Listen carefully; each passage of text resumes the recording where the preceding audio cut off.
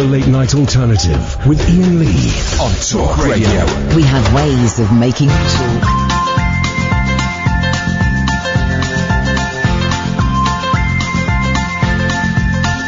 There's a voice that keeps on calling me. Down the road is where I'll always be. Every stop I make a new friend. Can't stay for long, just turn around and I'm gone again. Maybe tomorrow I'll wanna settle down. Until tomorrow I'll just keep moving on. Down this road that never seems to end. When new adventure lies just around the bend. So if you wanna join me for a while, just grab your hat, come travel light, that's old style. Maybe tomorrow I'll wanna settle down. Until tomorrow, the whole world is my home. So if you wanna join me for a while, just grab your hat, come travel light, that's old style. Maybe tomorrow I'll wanna settle down. Until tomorrow, I'll just keep moving on.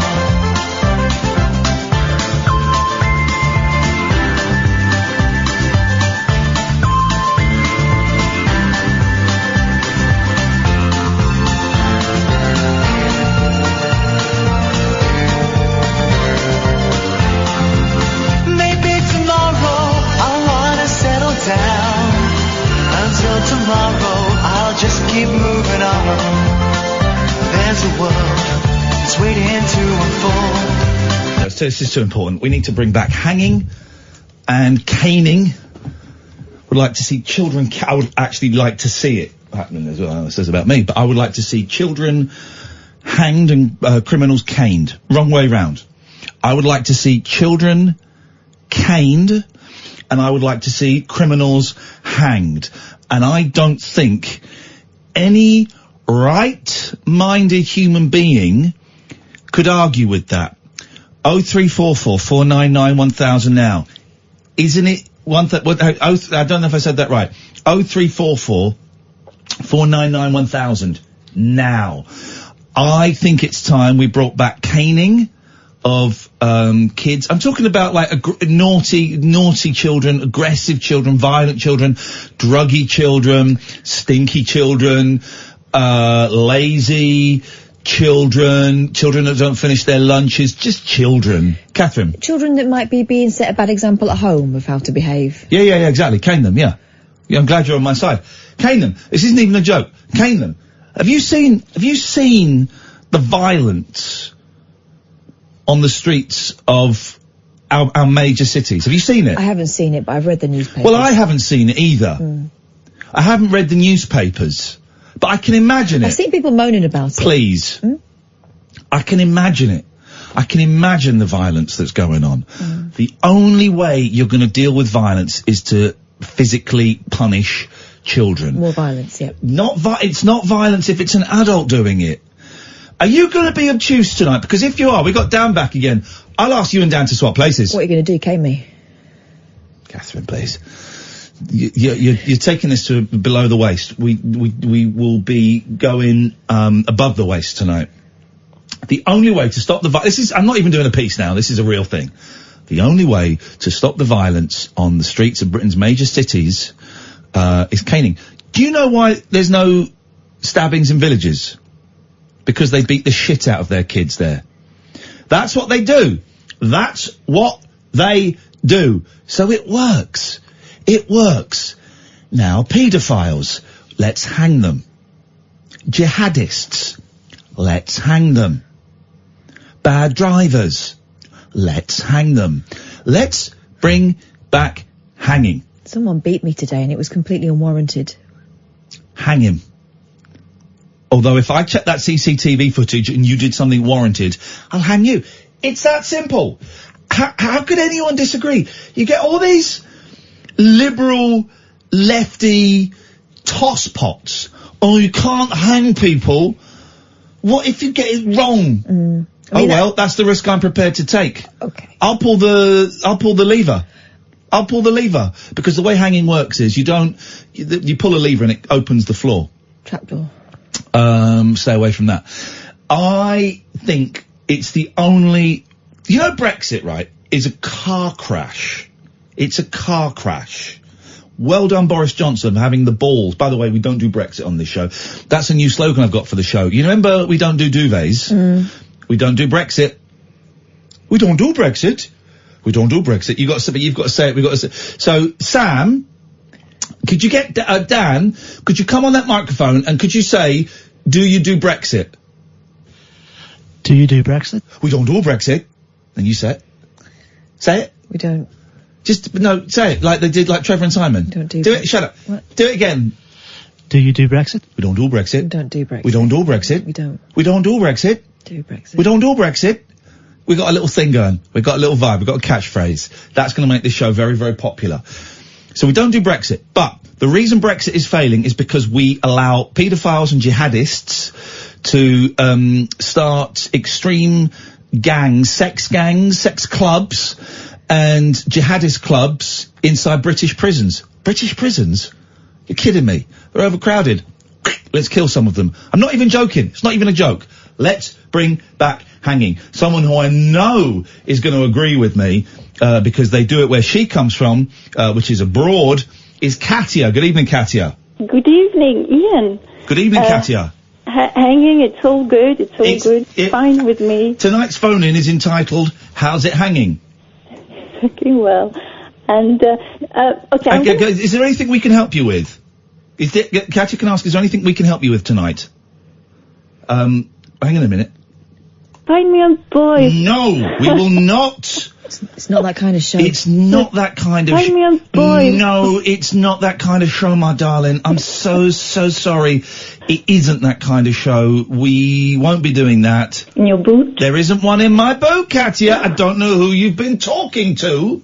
Oh, got a sense of deja vu. All over again. We should bring back hanging. We should smack children with canes. We definitely do. I'm going to say a statement. I think it's absolutely wrong, but I want you to confirm that to me. Okay. I heard that on the radio. Okay, so Katia is going to say a statement that is absolutely wrong, and she wants me to confirm its wrongness. Is what you're saying that you want us to correct your English?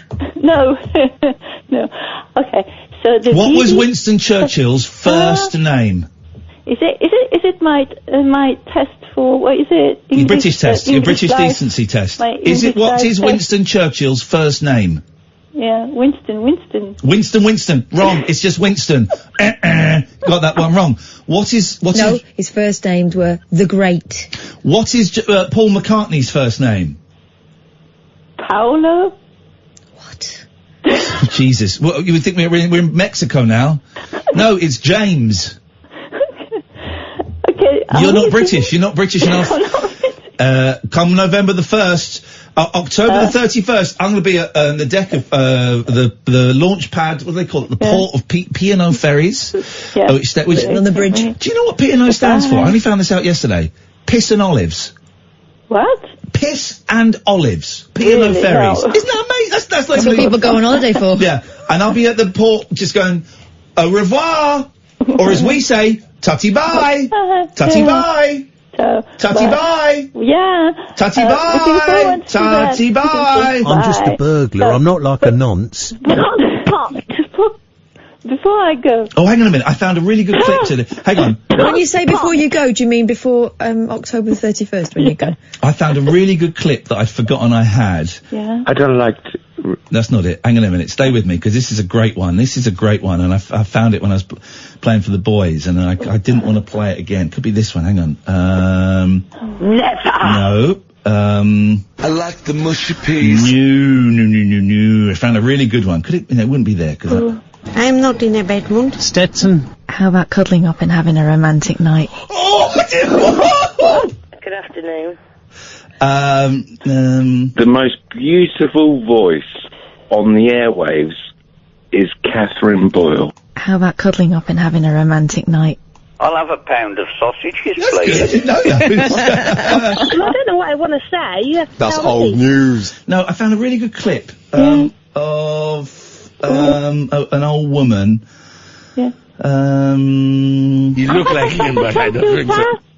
I haven't got a computer. Is that it? Sorry? I haven't got a computer. Do you know what? I'm going to say yes, that was it, because I've got no idea. Right, Katya, let's hear your statement, please. My statement is... 03444991000. The sooner we get a call, the sooner we can get rid of her. Okay, so, the BBC is not regulated by Ofcom. Oh, that's, okay, well, that's not true. All right, excellent. But, please, I would like to know the full context. So I want the minute before and the minute after. Okay. Well, the minute before and the minute after. Well, the thing is, I was listening to Eddie Mayer. I come back to the room, and Eddie is not there anymore, and it's Nigel Farage. Okay. On the show. Yes. And he's going on about that clip. What a surprise, Nigel Farage lying.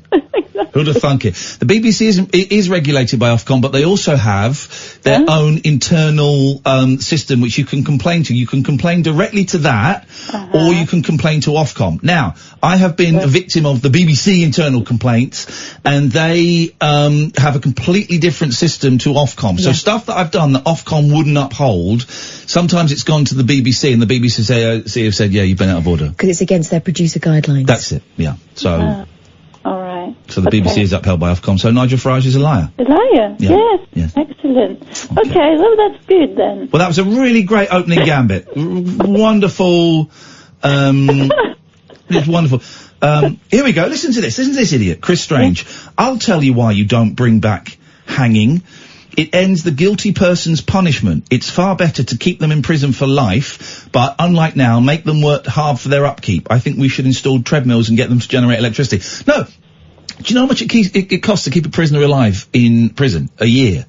£1 million. Per prisoner, a year. £1 million.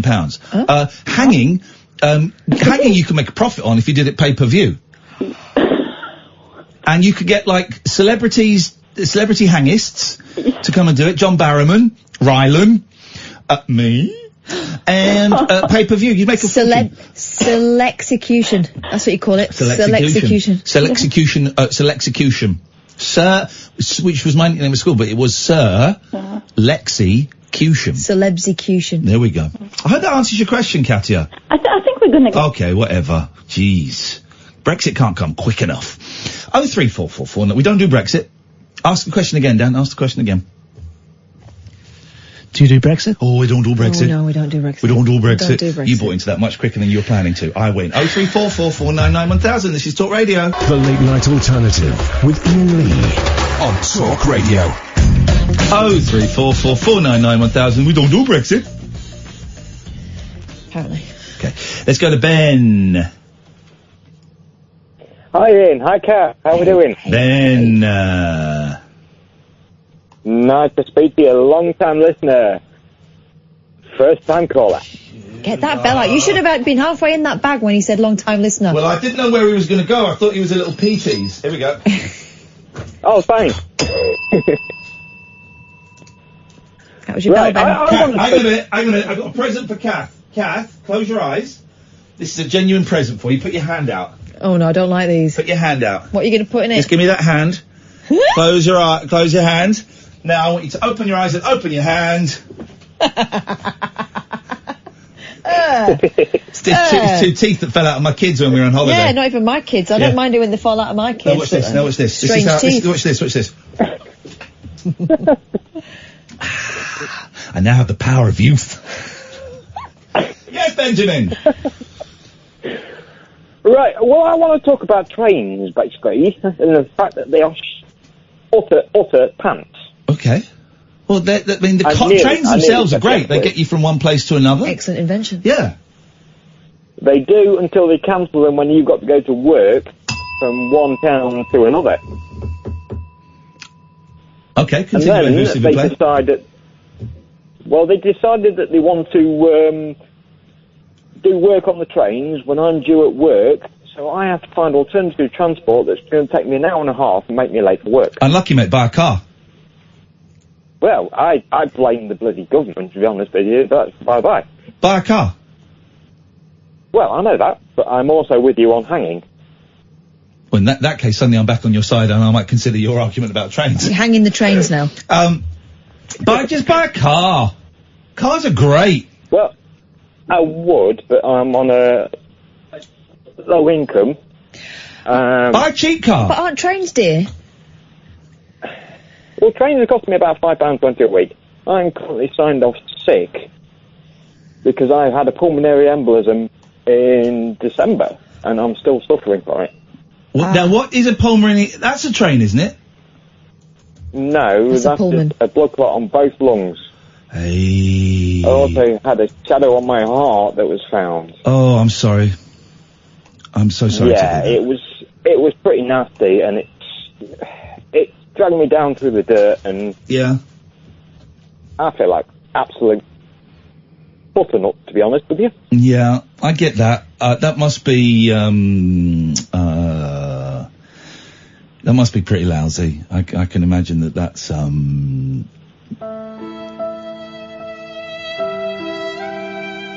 No, don't need that. Okay, sorry, I thought you might need that. I do apologise. All right, that was there. If that's there, Ben, He's feeling better. Ben, if you need it at any point. No, I don't need it. You don't need that. Okay. That's. But it's there if you want it. Or we could do. That's a bit better. Could you do your list of illnesses again while this plays? A pulmonary embolism, which is a blood clot on both lungs, shadow on my heart. Yeah, I'm pretty much stuck. Pretty much. What did he say? What did he say? Let's hope it wasn't that. Well, I'm sorry, I'm teasing. You're being a very good sport, Ben. Are you better now? I'm getting there slowly but surely. It's one of those things that some people have no lasting after effects, yes. And I am the one that is in that low minority that gets stuffed. Yeah. Basically. Yeah. So yeah, I'm getting there. Okay. I was hoping to come to Bath. I'm not going to mention any names for obvious reasons, but due to the fact that it's so far away. Yes. Yeah, I can't make it. Wait, hang on. You were hoping to come to Bath, but because it's so far away, you can't make it. Yeah, trouble and strife, basically. Okay, So I want to make a request, if possible. Okay. Please come to Lincoln. No. Kath, do you want to tell him or should I? You tell him. Okay. We get so many times, we get like 1 or 2 or 3 people saying, hey, come to my town. You'll sell out. Come to my town. Some of them are big towns, some of them are smaller towns. And we book into these towns, and the person that asked us to come doesn't show up, and we sell about 25 tickets, and we lose a shed load of money. See, we've... I can understand that. We've been bitten on the bum so many times with that. What we've decided to do is, like, really just concentrate on the places where we know people can get to. Yes. Because they do.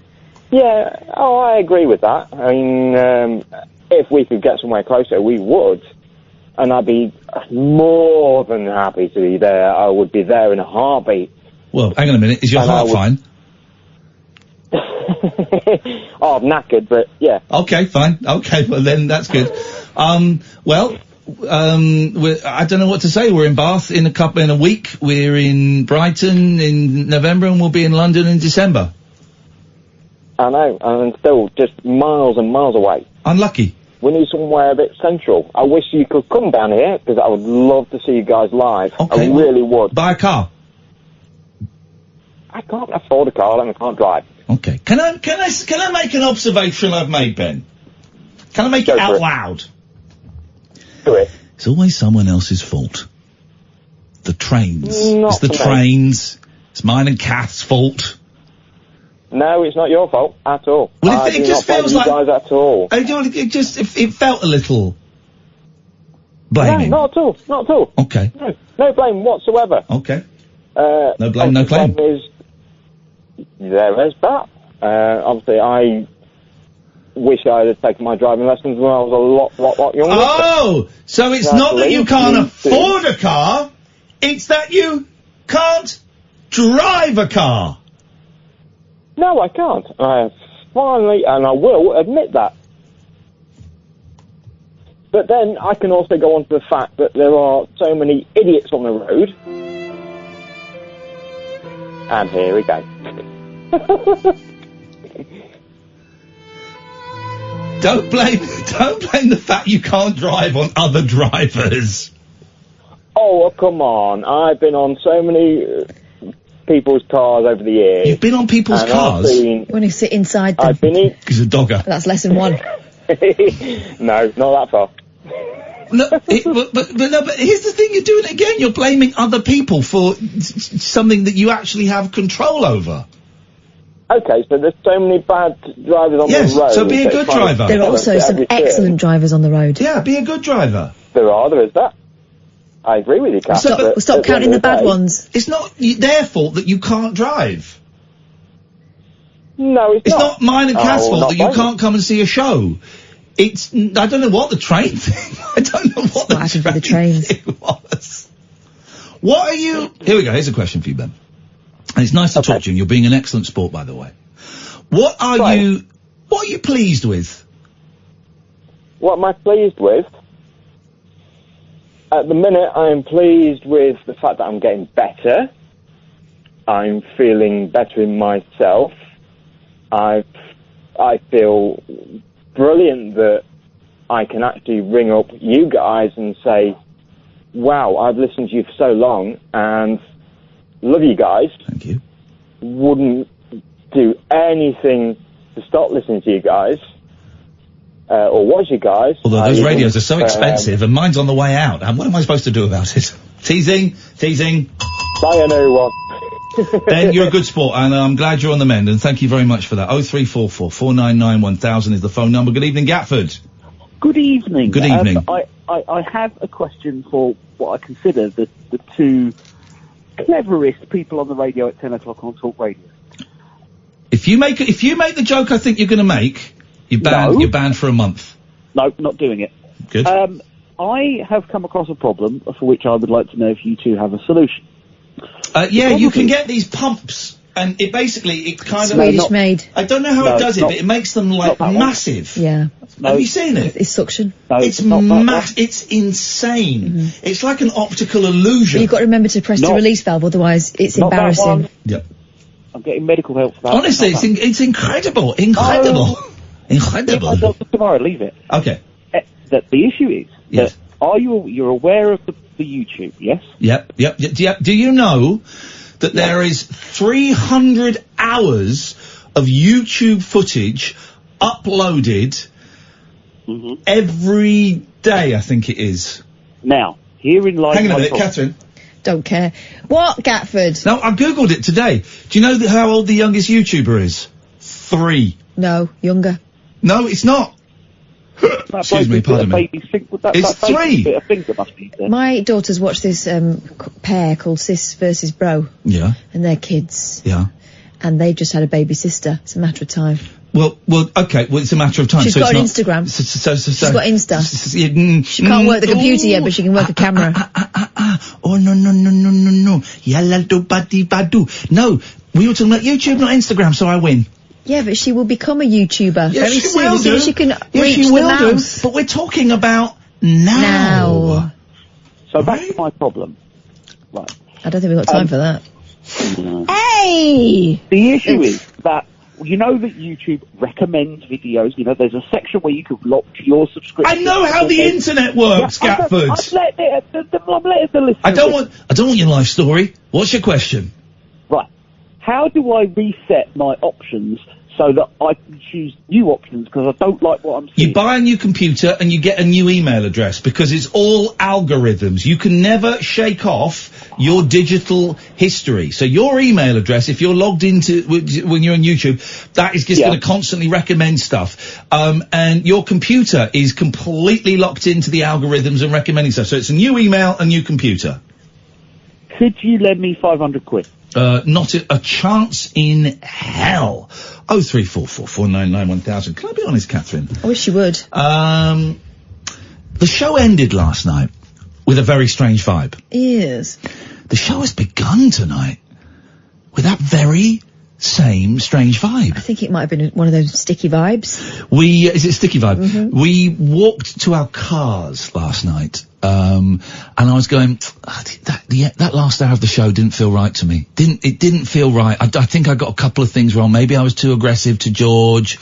I don't think I got, was it Mel who phoned in? I don't really think I handled Mel's call as well as I could, and all that kind of stuff. And it was just a very strange vibe. It's very rare that we have a strange, awkward vibe at the start of the show. Yeah, it's stuck on. Which is why we need to bring back hanging, and the Saudis have got it right. You know what the Saudis do? Do you know what the Saudis do? Don't let women drive. Okay, well that's maybe... Punish people for expressing love for each other in public. Mm-hmm. They insist on... I don't like public displays of affection.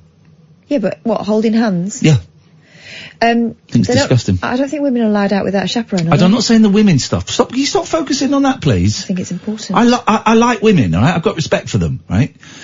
I mean, they fund quite a lot of terrorism. Women? Well, then in that case, they shouldn't be allowed out in the dark. No, they flog people. They flog them, right? Again, it's a money maker. And it's not like a little... There are specialist sites for that. No, but this is proper stuff. All right, this is proper. Actually naughty, rather than just think. Bad boy. Here's the thing: have you done anything wrong? Ever? Have you committed any crimes? No. Right, you're fine. They're not going to hang you. They're not going to flog you. Fine. Nor have I. My headscarf might fall off. Sorry? My headscarf might fall off. You're not wearing a headscarf. Racist. No, just saying. You've got to abide by certain social rules. Racist. It's not racist. Racist. I think the Saudis got a terrible human rights record. Racist. No. Racist. No. Racist. If you like it so much, why don't you go and live there? Racist. Being racist. Go on. Being a racist. Off your pop. Pop. Oh, Poppadoms. Racist. Let's go to a break. Man. The late night lip service for lovers, loners, and lounge lizards. Yeah, well, where exactly is your accent from? The Late Night Alternative with Iain Lee. I've forgotten your name already, excuse me. On Talk Radio. 0344 499 1000 is the telephone number if you want to give us a call. Could the position you sleep in... I did that like proper radio host then. 0344 499 1000 if you want to give us a call. Could the position you sleep in... That's what people have when they've got scripts. That's how they talk. Yeah, it's funny, isn't it? Something doesn't feel quite right. And I don't know if it's a carryover. By the way, me and Kath are both exhausted. You know, I went to this Liquid Leisure, this water park, the other week with the big inflatable. Well, I persuaded Catherine to bring her girls along today as well. I took my boys again. As summer holidays coming to an end and I want to go out with a bit of a bang. And I said, Kath, you got to come. Oh, I don't really fancy it. No, come on, people. I'm not really into swimming. No, nor am I. Come, it'll be a laugh. And I'm going to be honest, I would like to apologise to you now for dragging you along because within 5 seconds... I said to the Kath's girls, where's your mum gone? Oh, she's fallen in. And that was what it was like for the next... It was an obstacle course. It wasn't let's all have a play on the inflatables like you told me. It was an obstacle course. It was like the beginning of Private Benjamin, except I didn't get any better. It was just like having my ass hauled out of the water every 5 minutes. It was only 50 minutes. I dare you, right? Have a go. I don't think a grown person can haul themselves out of the water more than twice without being absolutely cream crackered. What was funny as well, my 7-year-old boy, every time me or Kath fell in, and it was quite a lot, let's be honest, right, is he would come to the edge of the water and put his arm out to help you. Or if he's at the top of like a big inflatable climby thing, he'd put his arm out. Now, of course, you don't want to say, don't be stupid, you're 7, I weigh 15 stone. If I take your arm, I'm going to pull you down and we're both... So instead of doing that, what I would do is I would take his arm, I'd give him my arm, but I wouldn't put any weight on it. So then I'm using my left arm and my legs to try and climb up, making it harder. Yeah, exactly. You can't use both arms anymore because you're protecting his ego and making out like, oh yeah, what a strong boy. But actually, it's so much more difficult. Did you have fun? Think about it. In retrospect, yes. Yeah. At the time. It was ridiculous. It was The worst bit, or the best bit, whichever way you want to look at it, is there was one part where you had to haul yourself up like a bouncy castle that had fallen over, right? That's what it looked like. Yeah. And it was sort of a sheer wall, and you had to haul yourself up, use it. And remember, you're slippery and heavier because you're wet. And you're hauling yourself up, and then I got to the top, and the object you would think would be... You got to the top eventually. It took 2 or 3 goes. Yeah, and there's like kids passing me by and like using my face as a step and all that kind of That did stuff. actually happen. And I got to the top and I was thinking, right, okay, so we're on to the next obstacle. There wasn't one. The next thing was to jump off it. I went, if I'd have known that, I'd have just weighed down the bottom for you. What the hell? So we're both... Absolutely, and you had a horrendous drive home, like 2.5 hours, I think. Absolutely shattered.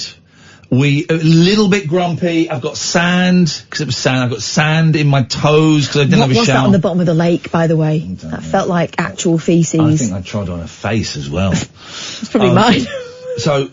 But it was fun though, wasn't it? The kids had fun. It was wicked fun, and what was great is because our kids seemingly get on very well, which is brilliant. So it meant I could sit back a lot more than I did last time and just let them get on with it. But your little one, she just kept she would because what's great is when kids are wearing life jackets, right?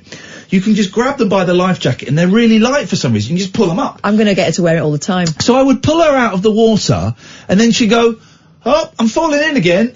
Hold her nose and fall in. Here's the thing. I said to her, you're not falling in really, are you? That's not an accident. She went, it is. I went, well, here's the trick. The reason I know that you're doing it on purpose is because you grab your nose first. Yeah. Absolutely outrageous. And then she would fall in and go straight onto her back like she was having a little... Oh, she was having the time of her life. Time of her life. Anyway, we had a lovely, lovely day and we met some very nice, very friendly people there that worked there and some punters and we paid, we didn't get freebie, we paid for it. But we met some very nice people. So thank you to everyone who came up and said hello. Someone snuck a note in my bag. Yeah, written on a tissue. Saying they're a big fan. Spelling my name wrong. And, anyway, so we're really tired. And, there was a point to this story. So the point to this story is... That's why it's a weird vibe. Well, I think that's why the weird vibe has continued. Listen, I'm happy with weird vibes. But sometimes it feels... Sam, open your microphone up, please. I want to talk to you, because you are one step removed from this. Me and Catherine, but you're one step removed. What do you think of the vibe, the last hour last night and the first hour tonight? Yeah, I admit the last hour last night, yeah. The first hour so far, I didn't really think... Exactly, he's just being weird, isn't he? Yeah. Can I ask you a question? I want you to answer it as honestly as you can. Okay. Right? This is a genuine question now. Should we bring back hanging for nonsense? No, this is a genuine question. Was I too aggressive with Rainbow George yesterday? In your opinion, and there is no right or wrong answer. I would like to know what your opinion is. No, I don't think so. Just because based upon the fact that, to look at it in the long, like the big scale, you've been nice to him in the past, and it's just, as it's carrying on and on and on and on and on, I thought it was fair. Okay. I definitely stand by what I did when he told Nigel they could have a #1 record. Yeah. Because I think that's cruel. The earlier bit, enough people have called me out. Not everyone. Enough people have called me out, and I like to consider, this is, I consider, I'm not one of those hosts that go home and go, well, that was great. I consider my behaviour, but you think it was alright? Yeah. Like, at the time, I didn't think it was anything too far. Alright, there we go. Well, that's that solved, so everyone else can...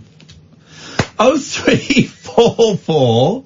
You right, Boyley? Yeah. Okay. 03, right, we're gonna come back, I'm not even giving the number out, because you know it. We're gonna come back, the vibe is gonna be reclaimed, we're gonna talk about Tracy Cox, and the show is gonna just, take off. I didn't mean to do a Nazi salute then, I was doing a thing going up in the air. I've done it again 3 times now.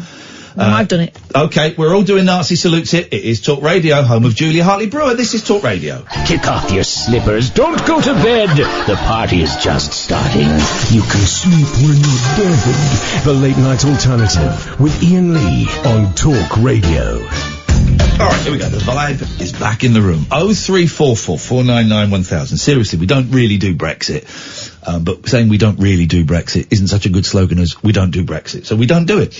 But you can give us a call about absolutely anything The reason we don't do it is because every other radio show right now, every other phone-in show, every other phone-in show on every station. I mean, there's only 5 Live, BBC Local Radio, this station, LBC. It's Brexit all the time. That's proroguing all the time. Is Boris Johnson right? Someone phones up and goes, yeah, he's right. Someone phones up and goes, no, he's not. Someone phones up and goes, yeah, at last we got a Prime Minister with balls. Someone phones up and goes, he's a self-serving lie. It's just boring, man. It's boring. You don't learn anything. Everyone knows their part now, though, don't they? Yeah.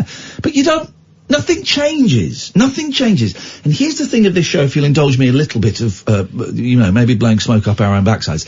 Sometimes I think this show changes things. And I know this show changes things. People phoning up saying they've started going to AA because of this show. People who've turned their lives around. So I know this show changes things. As much as I like James O'Brien's show, and I would consider him a friend, I suppose. I don't know him that well, but I would call him a friend. And I like his show. I don't know if it changes anything. Maybe it changes a few opinions. It might make people read more. It might do, actually. But actually, I don't know if it will change that many opinions, because again, it's that binary thing of very few people are able to go, well, this was my position yesterday, but I kind of talked to some people last night, and it got me thinking, so I went home and I looked some stuff up online, and this is my opinion today. It's different. It's slightly different. It's the exact opposite of no one really does that. Me and you do. We are able to.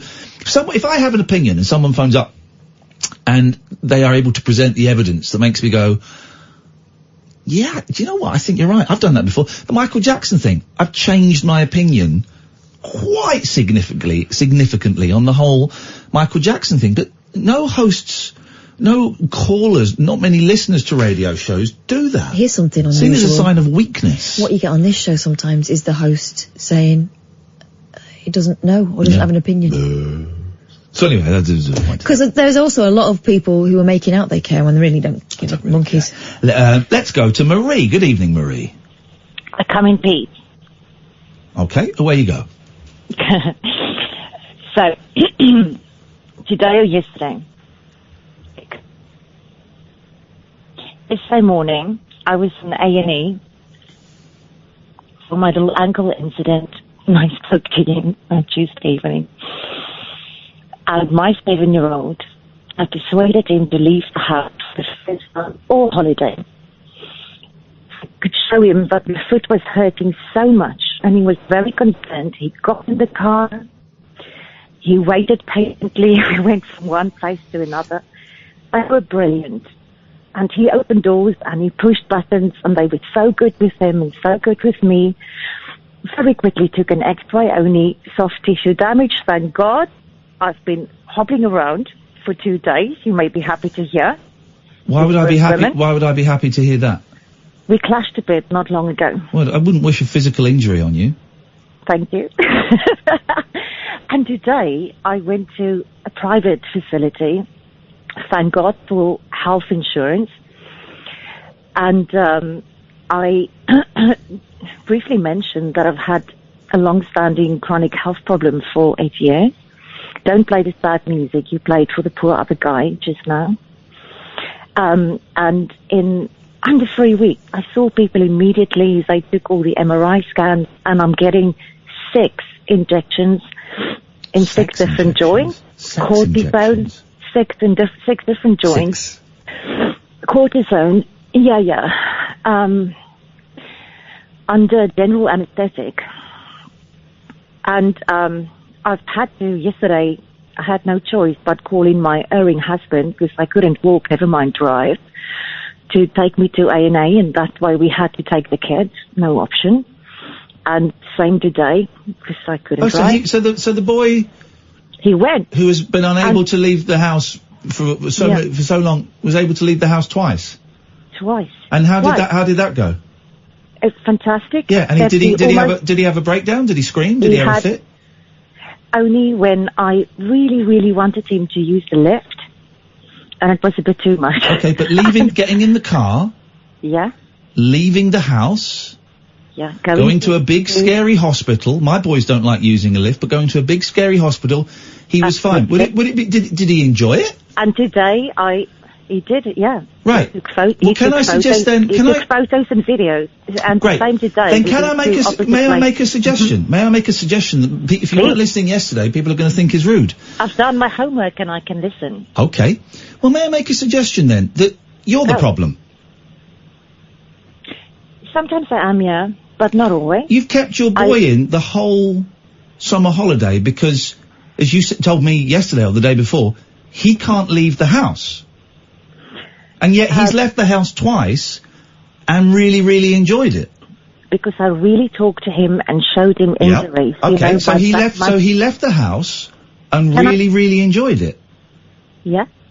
So you've kept him in all summer holiday when it would appear that perhaps you could have taken him out. If I pushed them hard, I could have, but... Well, did you push him hard today? It sounded like you very gently and intelligently explained why it would be a good idea to go out of the house. You didn't push him hard. You explained in a rational way why it was important to leave the house, and he enjoyed it. Can you listen for 30 seconds? Please don't patronise me. I listen all the time. It's my job. It's my job. I'd like you to address the point I've just made. I want to. Can I? Don't do that bullshit thing of, is it my turn to talk now? We're having a conversation. Please don't pretend you don't know how conversations work. I put it to you that the reason the child hasn't left home all summer is not because of whatever his condition, his situation may be, but because you didn't want him to leave the house. No. He is quite far down on the autistic spectrum. He attends a special school. And for kids with autism, when they leave their space zone, their social anxiety spikes. But it didn't happen in the last 2 days. We've had quite a traumatic few weeks as a family. It didn't happen the last 2 days. No, the past few weeks. I'm not talking about the past few weeks. I'm talking specifically about the last 2 days where you, it sounds like very lovingly, persuaded your child to leave the house, and he actually and actively enjoyed it. Your straightforwardness goes beyond rudeness to cruelty, and this is it. I'm just asking a question. I'm just asking a question. Oh, shut up. Sorry? Marie, you're still there? You've not hung up? Freaking stuff. Marie? No, I don't want to talk to you ever again, and I won't. Okay, well then hang up and don't phone again. I mean, if you don't want to have a conversation... I switched the damn thing off, but I'm in the dark. Okay, well don't fall again, will you?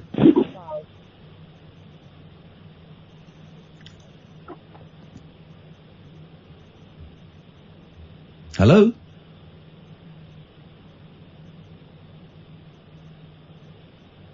Marie, you're still there?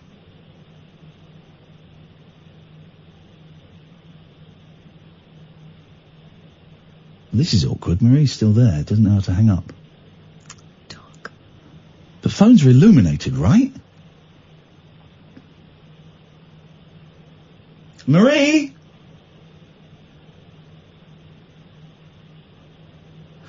It was a little bit harsh, that line of questioning, but after yesterday's conversation, I wasn't doing it out of spite. I think that one has to be I personally feel that one has to be particularly direct with Marie. I feel that one has to be particularly direct, and I wasn't going to allow her to jump around the question. Hey, listen, I'm not making a judgment on how anyone is bringing up their kids, and autism, of course, is a very complicated situation. I get the thing about routine, but that's why I was so confused that the child... Marie, you're still there? Come and talk to me. Not so illuminated. I don't know if you can hear it. No, you're not talking to the phone. Come and talk to me. I'm outside in the dark. I can't hear you. I'm home from the neighbour. I can't hear you, Marie. Talking to you, I don't know if you're on speakerphone or what. No. There we go.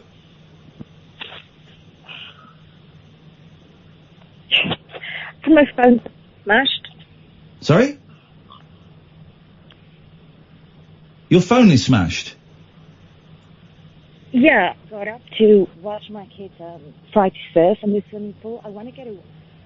away from the radio, but not too close to the house and the neighbours. Okay, I can't really hear. I don't know what you've done to the. I don't know if you've got dirt in the microphone, but we can't hear you very well. It's very muffled. Yeah, because my phone's massive. It's covered with cling film. Okay, well, yeah, well, we can hear you there when you hold it there. Don't get angry. I'm not being cruel. I have to get closer to the house to get a signal. Okay, I don't think it's a signal problem. I'm loud, and I bother sleeping neighbours. Okay. I'm sorry you felt that I was being rude. I'm not. I'm being direct with you. Which I think you only appear to understand directness. So don't, but hang up if you want. But I'm genuinely interested. I'm very direct myself, and not many people take it well. Well, no, you are rude. There you go again. No, I don't go again. You are. I had so many people yesterday. I had so many people yesterday saying how rude you were. I've got Dave saying that I'm sending out a weird vibe tonight. Thank you, Dave. Your tweets are 50% helpful and 50% quite annoying. You were quite rude last night, and that's fine. But I'm being direct. My phone is so. Okay. Well, listen. Do you want to see if you can find? Do you want to see if you can find another phone and maybe call us back later?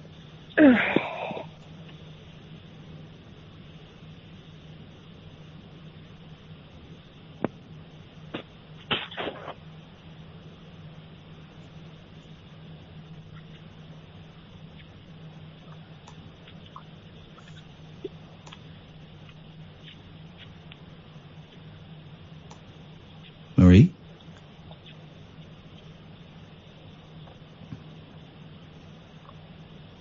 Marie. All right. We're going to let you go, Marie, but if you want to call back later, you'd be very welcome. Oh. Okay. Where's she? She's gone.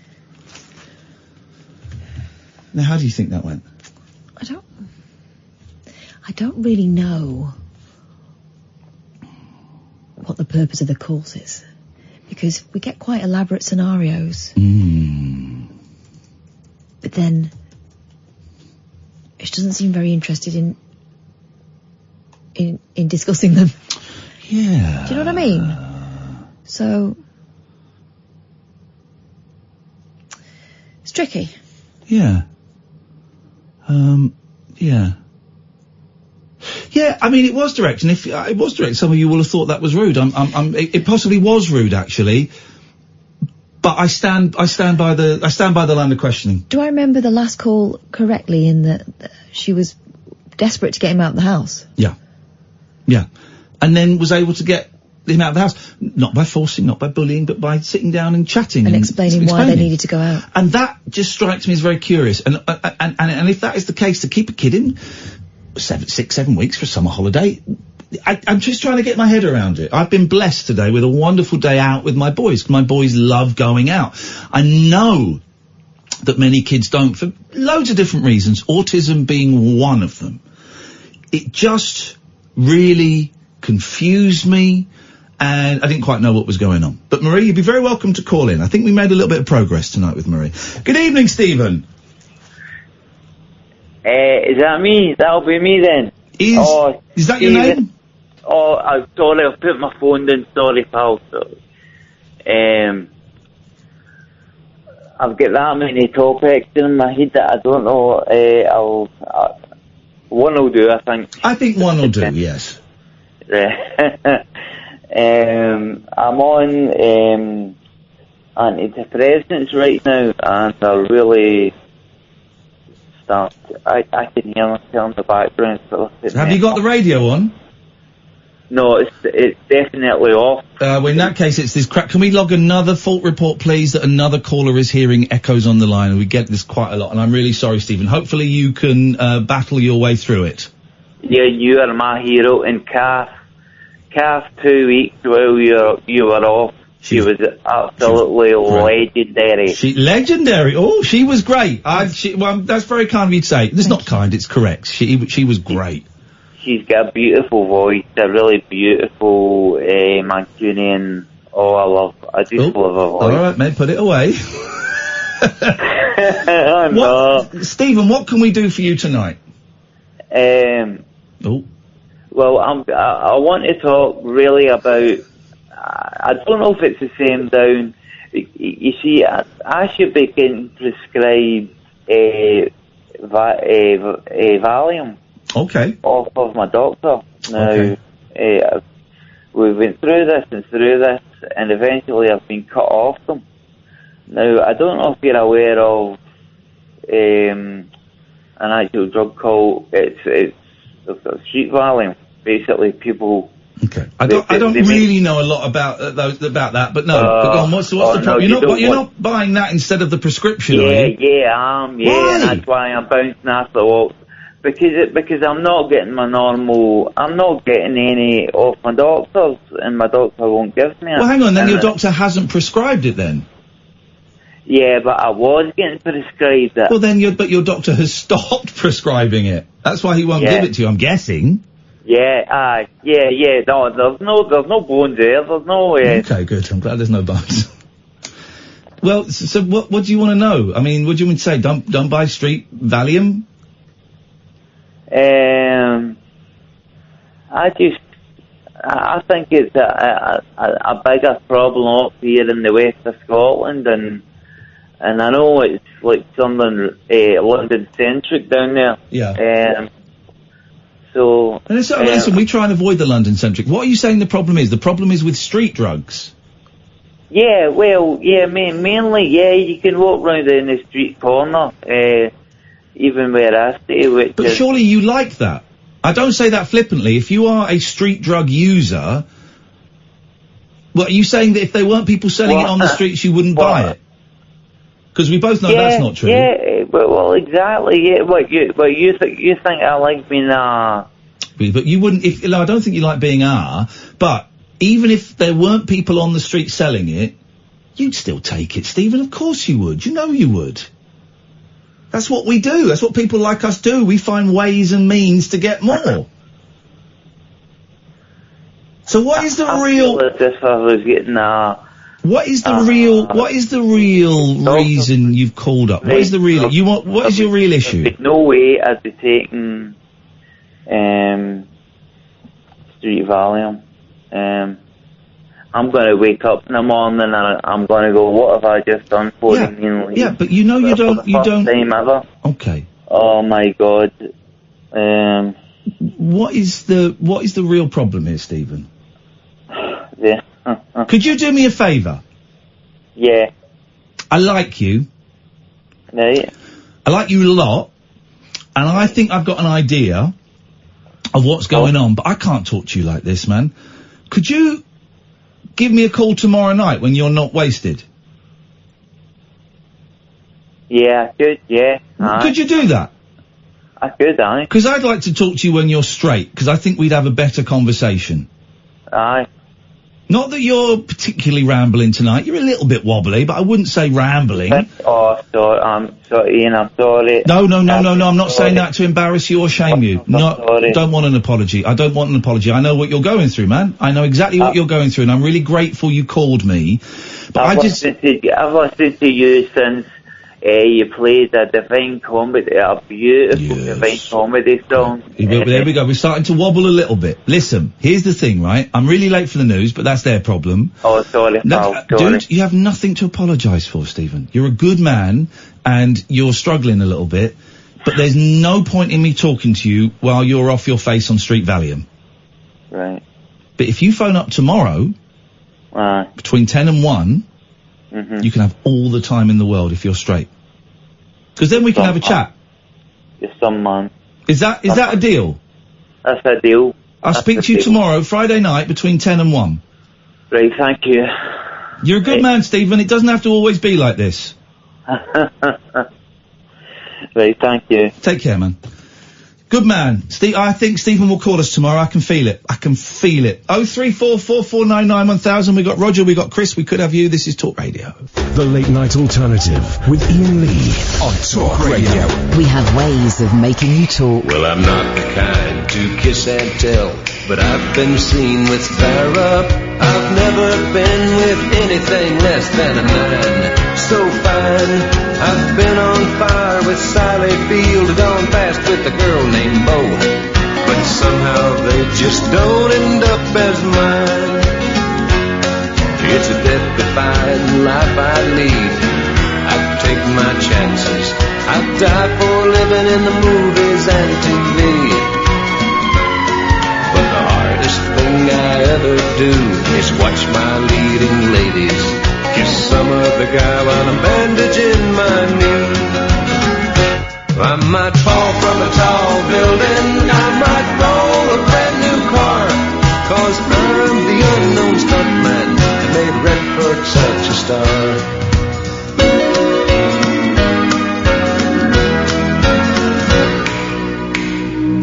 I've never spent much time in school, but I've taught ladies plenty. It's true, I hire my body out for pay. Hey, hey, I've gotten burned over Cheryl Teagues, blown up for Raquel Welch. But when I wind up in the hay, it's only hay. Hey, hey, I might jump an open drawbridge or Tarzan from a vine, 'cause I'm the unknown stuntman that makes Eastwood look so fine. James, who was calling in, James, we can't call you back, so do give us a call. We'd love to put you on the air. 0344 499 1000. If you've never called a radio show before, if you've never called this show before, it's different from other radio shows. Me and Kath sit here, we haven't got a question, we haven't really got a topic, although we seem to be erring on what kind of behaviour is appropriate, when is losing your temper, or when is it self-defense, which that seems to be kind of a thing, but people can phone in about anything. We don't do Brexit. But you're very welcome to give us a call, 0344 499 1000. Oh, I did see one story. Let me just, it was about sex robots going crazy. Oh. Let me have a look. Let me see if I can find it. Let me see if I can find this story. It was, here we go. Got it. This is something. This will be, something. Hang on a minute. 0344 499 1000, by the way. You speak to Sam, take your name and number and give you a call straight back. Sex robots plagued with coding errors could be prone to violent behaviours, including strangling, an expert has warned. Okay. I have questions. Could be. Kath comes in with mum voice. Okay. Could be. Listen, it's also trained journalist voice, right?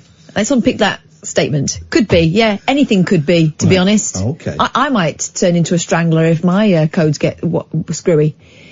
Expert. Qualifications, please. Okay, well, I'm just reading the story, all right? What it sounds to me is that someone said, so these things could go haywire, couldn't they? Okay, kill. And you go, yeah, maybe. I'll tell you the name of the expert. The expert is here. He's a doll collector, and his name is Brick Dollbanger. Oh, I've heard of this guy. Now, Brick Dollbanger fears violent repercussions if robotics are not regulated properly, okay? He believes a simple coding error. What the hell has turned into this? Mm-hmm. It's a weird pop-up that's come up. He believes a simple coding error could turn AI girlfriends against their owners. Girlfriends against their owners. Girlfriends against their owners. AI girlfriends against their owners. Is she owned and therefore a slave, or is she a girlfriend and therefore talking about being turned against her partner? If they are equipped with free will. As opposed to Free Willy. I mean, there's a lot of ifs in this, isn't there? Brick, who Mr. Dollbanger, well, it I says put it to you. Brick, who has closed ties, I believe they mean close ties, with manufacturers Realbotics, Abyss, and Cyberfanny. No. Yeah. Told Daily Star Online... What they wanted to hear. It scares me to death. It's a machine, and it's always going to be a machine. Even if it's got 3 holes and is fit as anything. That one is very fit, actually. If you've watched the movies, Ex Machina. Is that how you say it? Ex Machina, isn't it? Okay. If you've watched the movies, Ex Machina, because I honestly believe synthetics are going to look very similar to that movie. Oh. It's not going to be something you can hit with a pipe and it's going to fall apart. Well, you would hope not. It's going to get a lot of hits with a pipe. I've always said, when a synthetic can support itself, that synthetic is going to be much stronger than a normal human. His attitude to his girlfriend is disgusting. What he calls them a synthetic. It's going to be more durable. Instead of having bones, it's going to have high impact plastic or aluminium. It's going to be very strong, and it won't get tired. It won't stop unless it runs out of an energy supply. Sounds like an advert. Yeah, I was going to say, it sounds like fantasy now. Unless you can stop it with some kind of projectile, like a gun or something like that. Or a pink torpedo. If this thing got out of control, I'm going to sink you with my pink torpedo. If this thing got out of control, it could do some serious damage. He added, the way he phrases this is brilliant. One line of bad code. As simple as that. One line of bad code. What I love about this is, this guy is basically a test pilot for rubber dolls. And now he's styling himself as some kind of futurologist. 10, print, do you want to have it off? 20, if her penis is erect, then fellate. 30, kill owner! One line of bad code, as simple as that. One line of bad code. If you make one mistake and you have a line of bad code in there and it hits this line of bad code, I don't think this guy knows about programming computers. But I think he's watched Chucky. Apparently the new Chucky is this. Right. Okay. Someone messes about with a doll in the factory and teaches it to kill. Why have they got to ruin everything? Depending on what it's doing or where it's at or numerous other instances, it could just decide this is what it's supposed to do. It's been programmed, and more likely it's going to be answering to a cloud server of some kind to get updated to have any kind of work done on AI itself. He's giving this a lot of thought.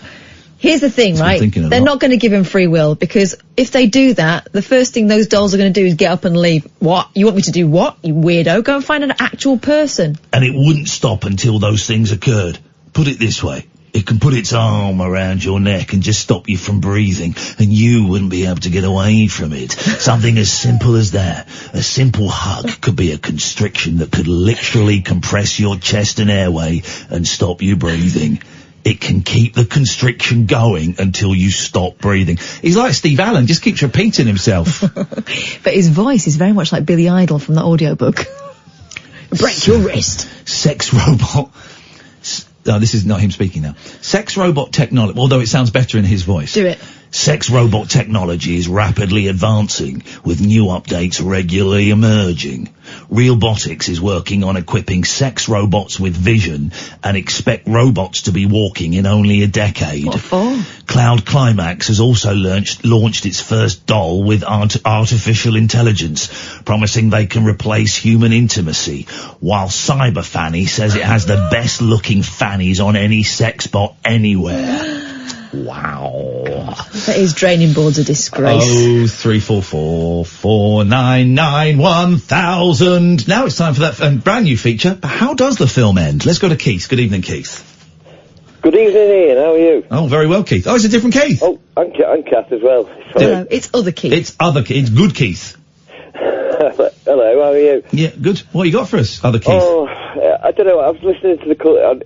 I know earlier on you were saying about you wasn't getting very good vibes about tonight's show. I did just very strange vibes. They could be coming from me, as some people have pointed out. They could just be in the cosmos. Oh, by the way, I'm really, my heart's beating like mad at the moment because I'm a first-time caller, not to just your show, any show. So you don't have to get your bell out. But let me tell you something. The bell's already out, mate. Let me tell you something that happened to me on the way home last night. As I was driving home through the country lanes towards the farm. You know those big green sort of metal boxes on the side of the road where sometimes if you're lucky enough, you'll see a man sat on a little plastic stool and it's opened and it's full of coloured wires that I think are the telephones, right? Yeah. Sat astride this box last night was a beautiful naked lady. No, was a beautiful barn owl. Astride though? What, like? It was sat astride. A leg either side. No, it was sat astride it. It was on it. What? How strange. What are you talking about? It's perched on top, I would think. No, it was sat astride, like straddling it. It was sat astride it. It was on it. It was on it. What are you talking about? It was on it. What an image. I saw an owl in the wild. Sat astride a phone connection. You've got got to ruin everything that happens to I just me? like precision, mate. I just like precision. How precise is that? I mean, there's only one there. Let's carry on with your call, Keith. Oh, right. Well, I don't even know what a call for. No, no, I do actually. Yes, you do. You pull him up on. When Marie phoned before, and she was talking about her autistic child. I mean, it bothered me a bit because I've got an autistic son, and I've also got I've got a young daughter, and I don't want to sound too.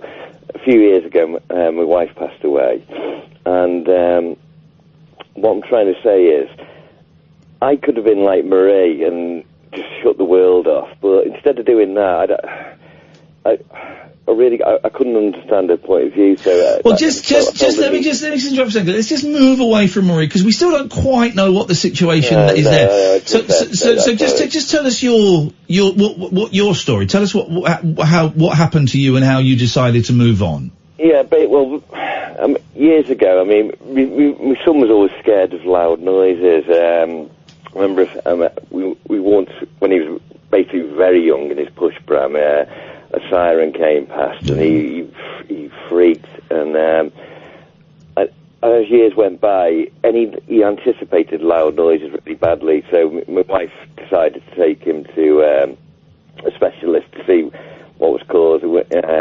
Basically, 4 years down the line, he was diagnosed with autism, which anyway, to cut long story short, it's quite hard to explain, but I never believed he was autistic, but when we had our second child, our daughter, you could see the difference in the way they developed as they grew up. But I'm actually not sure where I'm going with this call, but you don't have to go anywhere. Just tell us what comes into your mind.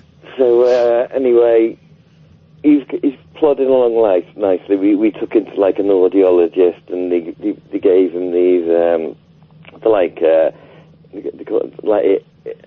hearing aids with white noise in. So if you anticipated noise, that'd put him off, like noise sort of thing. Yeah. Which works brilliantly, and if he ever's in like a noisy environment, we give him ear defenders and all things like that. The ear defenders are so great on kids, because my boys don't use them now, but when I've taken them into concerts and stuff in the past, put them on, and you're talking to them, and then you realise they haven't got a clue what you're saying. They can't hear anything. I know exactly, So we've just been on holiday, and because my daughter's now 6 and Tom's 12, but in years gone by, we couldn't go in, the entertainment parks, there's a bit, entertainment parks where it's a bit noisy. Yeah. He would never have gone in before, but cause when he wears his ear defenders, he'll go in fine, and that doesn't stop like me and my daughter going in. So so that worked fine. But when my wife passed away, I was so worried about him because he just went into a complete and utter shell. But I've took so much going on Twitter and things like that. I took so much advice from people, and we just I just take advice from people, and well, it's certainly good to listen to people's suggestions and people's experiences, and pick and choose what works for you. Yeah, and it's worked for me, and I won't deprive him of. I don't want to stop. Having 2 children on your own is quite hard anyway, but I don't want to stop them both going out. So it's quite hard to explain where I'm coming from, but you want them to lead as full a life as possible, despite the fact that there are a couple of significant problems that you have to overcome. Is that what you're saying? Exactly. Yeah. Well, good for you. Yeah, I was just trying to put a positive spin that you don't have to deny having. Yeah. That's what I was trying to put across. Thank you. I'm really sorry for the loss of your wife, Keith. That must be. I don't want to dwell on it because I certainly don't want to upset you. But that must be really tough. That's an understatement. And it sounds like, from this brief conversation, that your kids have got an amazing dad, And despite the sadness of losing their mum, they're still very, very lucky. And it sounds like you're doing a brilliant job, mate. Well, thank you. Look forward to speaking to you again. Yeah, and you, yeah. Cheers, Thank Keith. you. Bye-bye. What a nice guy. Let's have a minute, shall we? Because, that was a lot. You explained that brilliantly, by the way, Keith. Brilliantly. I could hear you were nervous, but you shared that great. What a lot to take in there, wasn't there? There's so much. But, I mean it. It sounds like they've had some terrible bad luck with the loss of their mum and stuff, but how blessed they are to have someone like you there that's keeping an eye on them. Thank you, Keith. I really appreciate that. 0344 499 1000. This is Talk Radio. Set free your mind. Let your fancy take flight. Conversation gets curiouser by the glow of moonlight. The Late Night Alternative with Iain Lee on Talk Radio. Free will. Go on, you can say what you were saying off air there. Go on. Talking about Brick Doll Brick Dollbanger's prognosis. Well, no, not prognosis. Predictions for the future. All these dolls. He's had a few dolls. He's the test pilot for them. Well, he has to hang in a second. He has to see if he can squeeze into the cockpit. I think that's what they call it on the production line. It's very rude. Anyway, so he's projecting. I think he's projecting forwards and thinking, oh, one of these days they're going to be sentient and they're going to want to have sex with me, and it'll be just like a real person, and then it'll try and kill me. He wants to have a sex bot attempt to kill him, then he wants to beat it off. Fight it off, I mean, to see if he can fight it off. He wants to strangle a robotic lady. Look how in self-defense. Then he starts calling them synthetics, like they're scum, the synthetics. It's a bit like, what's that film, that sci-fi film everyone loves but you don't like, and then they remade it for no apparent reason? Blade Runner. They didn't remake it. Well, they made another one, didn't they? Yeah, they made a sequel. What for? Well, no. You don't get to pick me up on straddle, which you were wrong about, by the way. No, you said astride. Okay, well, fine then. You don't get to pick me up on astride. Yep, I do. Which is wrong. No. And then just gloss over the whole... They remade Blade Runner bullshit. They made a new one. But no, I was trying to give you enough clues so you could give me the title, which, by the way, it pops into my mind anyway, but I thought I'm already talking, I might as well finish the sentence. Let's go to friend of the show, Luke. Good evening, Luke. Oh, hello. Hello, Luke. Good evening. Good evening. Or night time, should I say. You can say both, I like it. Okay, I was expecting some questioning, so I'm a first-time caller. Okay, what's your real name? Luke. Why are you calling from a withheld number? It's just standard. I forgot to put in the number to undo the withheld number. Why do you have your number withheld automatically? It comes from a long time of not wanting people to ring me unless I ring them. Well, hang on. Well, okay. Well, surely it's easier just to do one for one. You answered the questions. Are these questions okay? Yeah, it's fine. Just not what I originally called for. Well, hang on a minute. You just told me you just called for some questions, so I'm just asking the first thing that's coming into mind. Well, what did you call for? I originally called for last night about some of the people struggling. It's like your previous caller that was talking about the valium, and I just couldn't help think of being in the position that they were. And that the reason why the doctor didn't continue this prescription is because, it's a benzodiazepine. And that's pretty much like... Well, we don't know. Let's not talk about that. We don't know why the doctor stopped that prescription. True. But... What's your story? My story is I've been struggling for a long time. Yeah. And last year was hard for me. I'm sorry to hear that, man. That's fine. In a way, some ways I enjoyed the struggles because of the self-harm, but it's like, I feel for everyone that's in a tough position, and it's hard to get out, and even when you're off. Have you got out? I've stopped the self-harming, yeah, but I'm still in a position of wanting to end my life, but... Well, I'm really glad that you stopped the self-harming. Genuinely, I'm glad. Yeah, genuinely. Say that. I'm glad. That's a great thing. Yeah, it kind of stays with you, It's like, have you ever heard of, like, heroin users? They can't help think of the ritual of inserting that needle. And it's kind of the same like that. And it's like, it's a bit like addiction. Yeah. And although the times were bad when I did that, I also think of it as a fond memory. Because it's like a release, There will be people listening to this going, huh? But as a cocaine addict, I get totally what you mean about the ritual, about looking back on those times fondly. I do think there are, I do think there are many similarities between drug addiction, alcohol addiction, and self-harm. It's not just that as well. I mean, it's break the habit. I mean, considering I was very isolated and still am, I found like a lot of it is to do with loneliness as well. And that the best way to break out is to slowly connect with people you can trust. It's like we live in bubbles, and safe bubbles, so to speak, in lots of different type of ways. Like Remainers, for example, live in their bubble. Brexiteers live in their bubble. And, people that harm and, stay away from danger live in bubbles and so forth. You could see it like that. And it's trying to change your bubble and just branch out outside of the world a bit in a safe zone. And I find that, I listen to a lot of people that have problems on here, but I don't really hear the solutions they try and find. It's like I've used charities that help me, slowly progress out of my dark zone. Well, tell us the solutions that worked for you then.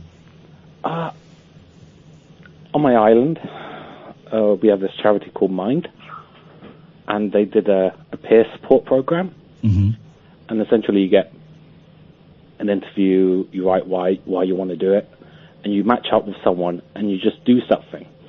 So you could just go for a cup of coffee once a week for like an hour or two, or you could just do exercise with them, something proactive, something that you want to do with someone. And that worked for you, did it? Oh yeah, it did for a long time, until I've kind of like damaged it with my self-harming. But I found something else. I got back on with my sister, and that I haven't seen for like over 10 years. And yeah, it's like creating this like support network. Yeah.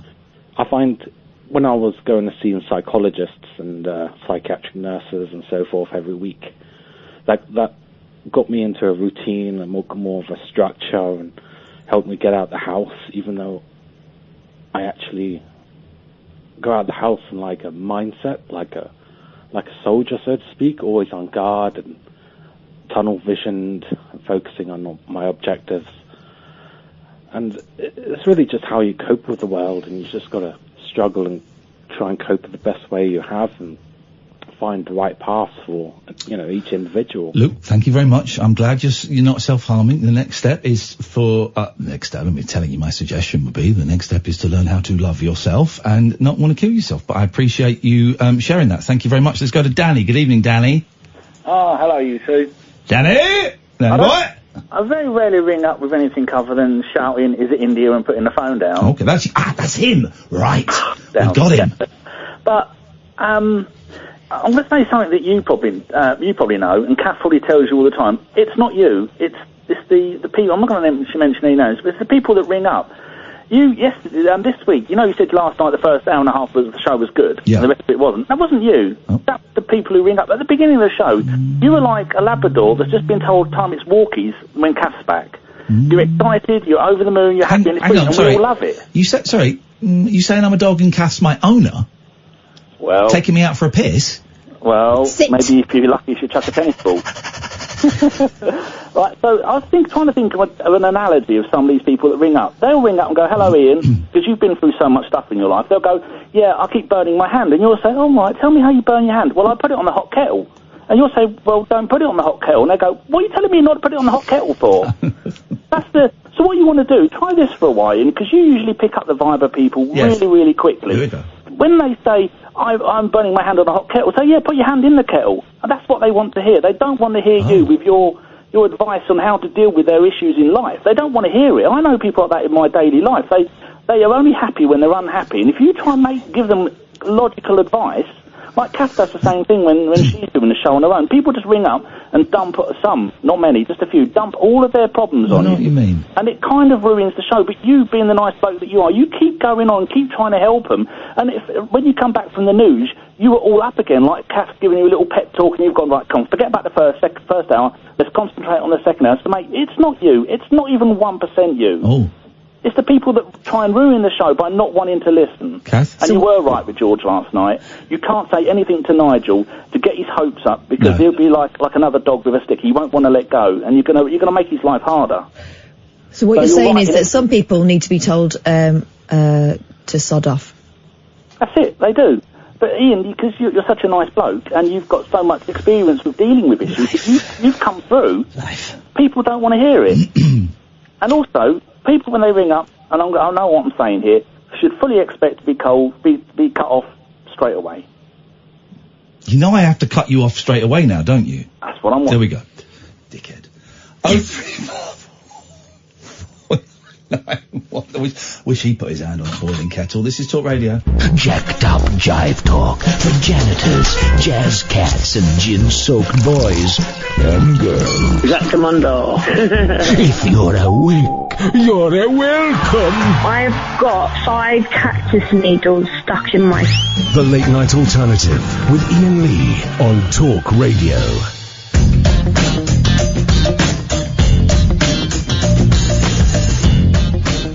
Do you know what I hear? Go on. A producer. Yeah. Sam's no longer a boy. Sam is a man. Well done, Sam. He's really, you've earned your money tonight, mate. Thank you very much indeed. Don't phone up to have a chat with Sam. It's not his job. His job is making sure me and Kath don't kill anyone on air. So you can't phone up for a chat, and he will not pass a message on to us. Can I also tell you something else? Yeah. Go on. If you are rude to Sam, we're on his side. Oh God, yeah. Well, he's the team. He's part of the team. I know he's not on air as much. He's the team. So don't think that he's a soft target. Sam, turn your microphone on. I want a word with you. Hello. You have done well tonight, so I want to do you mind if I give you something? Sure. Come on, Kath. You earned that, mate. Well done. 03444991000. It's Roger. Yes. Just finish me water, just as you put me on. Oh, we're all acting like Do you dogs mean this a evening. drink, or do you mean your wee-wee? A drink of water. I listened, but I easy, heard Catherine. you don't really see cats drinking very often. They don't drink much, right? But I was in bed the other night. Your deaf cat is noisy. Pardon? Your deaf cat. I did that to my kids the other day, and my youngest went, I see what you're doing there. I was in bed, and the light was on, and I could see one of the young girls, I think it was Mucky, and she went over to the water, and I just watched her drink for a full minute. Just that little tongue. And all you could hear was... for a minute. Oh, it was great, man. Yeah. That's what life is about. It's not about cars. It's not about holidays. It's not even about falling in love. It's about a tiny thing like a cat going... Do you know my favourite part of a cat? It's penis. No. It's bum I don't holes. think It's I've like ever a seen pencil cat's sharpener. penis. No. You ever seen a cat with big balls? No. They've got big old balls on them. Have they? The male ones. That's why you got to get them chopped off. No, what I was going to say is the chinny chin chin. I think they're brilliant. Cat's chin. Don't know what that means. Don't you love a cat's chin, Roger? Cat chins are great. I used to love stroking my cat under the chin. You didn't have a cat. You tried to steal a cat. This guy is a cat thief. Oh, I forgot we about that, should not yeah. be talking. He's a cat kidnapper. I'm going to trigger him. He'll go nick someone else's. We shouldn't. My fault. I brought it up. We should not be discussing our feline friends with this criminal. I had my own cat many years ago. She died just before 2001, New Year's Eve. Just before New Year's Eve, because I can remember going out with a friend and ended up wanting to go home early because I was just in tears on the dance floor crying about my cat. I can laugh about it now, but at the time, What was the cat called? Mitzi. What? Mixie? Mitzi. What, is it myxomatosis? MITZY. Oh, Mitzi. Mitzi's a very sexy name. I had a little sister named her. Oh, okay. Well, that's only not so sexy, but... Retract. But yeah, it's... My little sister named her, and she thought it took her a long time to realise she wasn't her cat because she had to shut her into her bedroom to get her to spend the night with her. And any chance she could get into my room, she just goes to go into my room, sleep on my bed. Tell us a bit more about Mitzi. What does she look like? Oh, she was a jet black with green eyes. And a little nick on one of her ears because, sad story, she was a stray. My dad was working on a building site, and there were a mother cat and a bunch of kittens, and the mother cat had a broken back. Hang on a second, I can do this better. Hang on a second. Mother cat's got a broken back. Hang on a second. Here we go. Here we go. Let's try again. Oh, hang on, that's actually Simon Bates doing our tune. When I was on holiday, you know, they had the aquarobic sessions twice a day. Although one was apparently Zumba, it looked like the same routine to me, and I was studying it very carefully. The warm down was to this music. Oh, God. And so every day I would invent a new story. Yeah, that ran school, actually, because we had our CDT, design and realisation lessons on that day, and we did have the radio on in the big workshop, and everybody stopped when it was our tune. Oh, and you know, their eyes met across the woodwork table. I thought she would never look at him, but soon Roger and Debbie became an item. He would lathe her, and she would sand him down. They had different skills, but together they were quite a team. Then one day, in a freak accident... She got drilled. You've heard it! I was there, I was the driller. Anyway, Roger. Oh, by the way, I love the mute button on Twitter. I love it. What you got for us, Big Rog? Oh, well, you saw my tweet, because I wanted to call in about this last night, but I was very tired. Very drunk? No, I was very tired. Oh, okay, I was not drunk. Okay. You were talking about Nicholas Boye. Nicholas Boye. And here's what we're going to do from now on. We're going to stop calling Jason Statham, and we're just going to call him Nicholas Boye from now on, except when he comes on the show, of course. We had a response from his people yet? No. Have you sent an email yet? Send an email! I did. I sent it to nicholasboye@hotmail.com. We're going to stop calling him them, and we're going to call him Nicholas Boye. Nicholas Boye. I've not seen the end of... Tomorrow, right, Raj, got nothing tomorrow. Going to watch the last 15 minutes of Crank, then I'm booting up Crank 2. Then, the Transporter. I love the Transporter films. I've not seen Crank or Crank 2. I'm going to have to get my hands on them. It's great. It's a really, really good movie. It's so good I even didn't download it from a hooky website. I paid $2.49 on Amazon Prime. Goes straight in Nicholas Boye's pocket. Exactly. Oh, yeah, you reminded me of one of my favourite dumb films. Yeah. So I went out and looked for it, and lo and behold, it was £2.99 in HMV. And it was the remake of the Italian Job. Yes, it was. Although it's essentially like a homage sort of thing. It's a what? It's nothing... It's a what? A homage? Homage? A homage. Homage. Because it's not really a remake, for one thing. It's not boring. The first Italian Job has got some great bits in it. Some great bits. That whole bit, the whole scene with the minis and all, it's some great bits.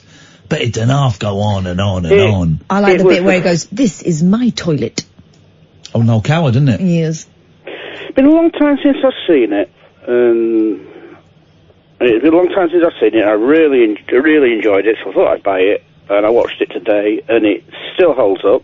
Hang on a second, just for those who just tuned in, that's right, this caller is saying the remake of the Italian Job still holds up. I don't know if it ever held up. Has it got Marky Mark in it? Yes, it has. Wow. Which made me chuckle because Marky Mark got a mention last night as well, didn't he? I love Marky Mark, although I think he's the world's worst actor. He is awful, but I like watching him. He's very, he's very watchable. I loved him in The Departed. Do you remember his schedule that he put out in the yeah. a couple of months ago? That was insane. What a boring man. Yeah. Apparently, it was just for one film. It was just for a film that he were doing. He were just preparing for it. So yeah, and Nicholas Boye is in the remake of The Italian Job. Yeah, Nicholas Boye is. Has he got a big part? Let's talk about that in a minute. Let's carry on talking about the film. It's pretty much an ensemble film, so he's not in it as much as I'd like, but he's got a fairly big part. Yeah. Okay, well, I'm going to save that for later. I want films that Nicholas Boye stars in. All right. It's definitely a Marky Mark film. Well, then I'm afraid, Roger, that's going to be way down the list. And you're wrong about Blade. You're still wrong about Blade Runner.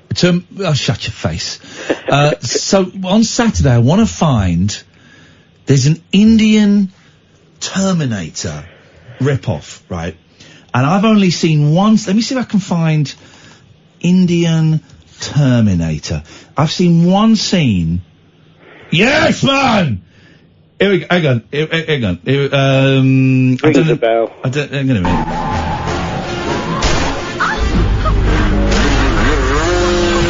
Kat, come on, watch this. Right, you got to try and describe.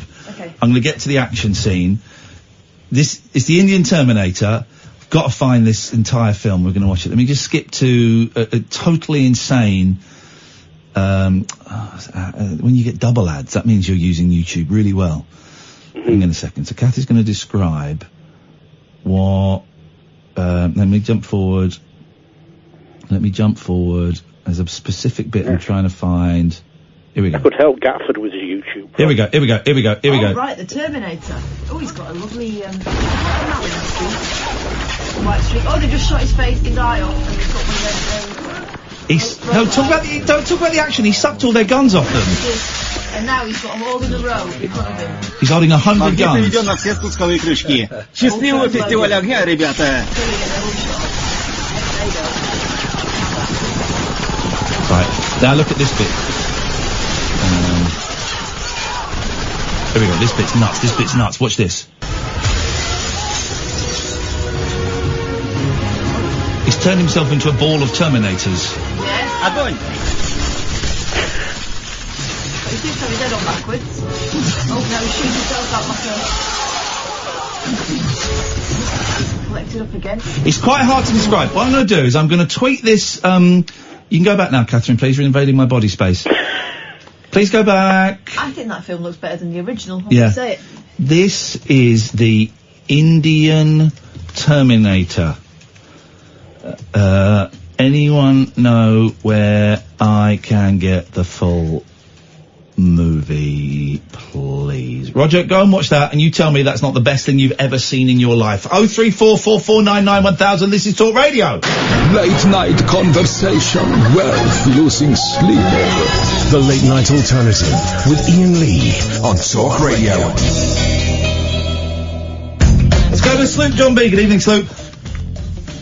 Oh, let's try again. Live. Good evening, again, who does? We missed the beginning of that because the fader was down. I apologise, and take two. It's too bad she won't live. But then again, who does? That was a line from a film you've been throwing shade at, but that's not why I called it. What film have I been throwing shade at? Blade Runner. Oh, it's a terrible movie. It's a classic. Yeah, not going to fall out with you over it, but you're wrong in this. It sounds like you are falling out with me over it because you know I'm right.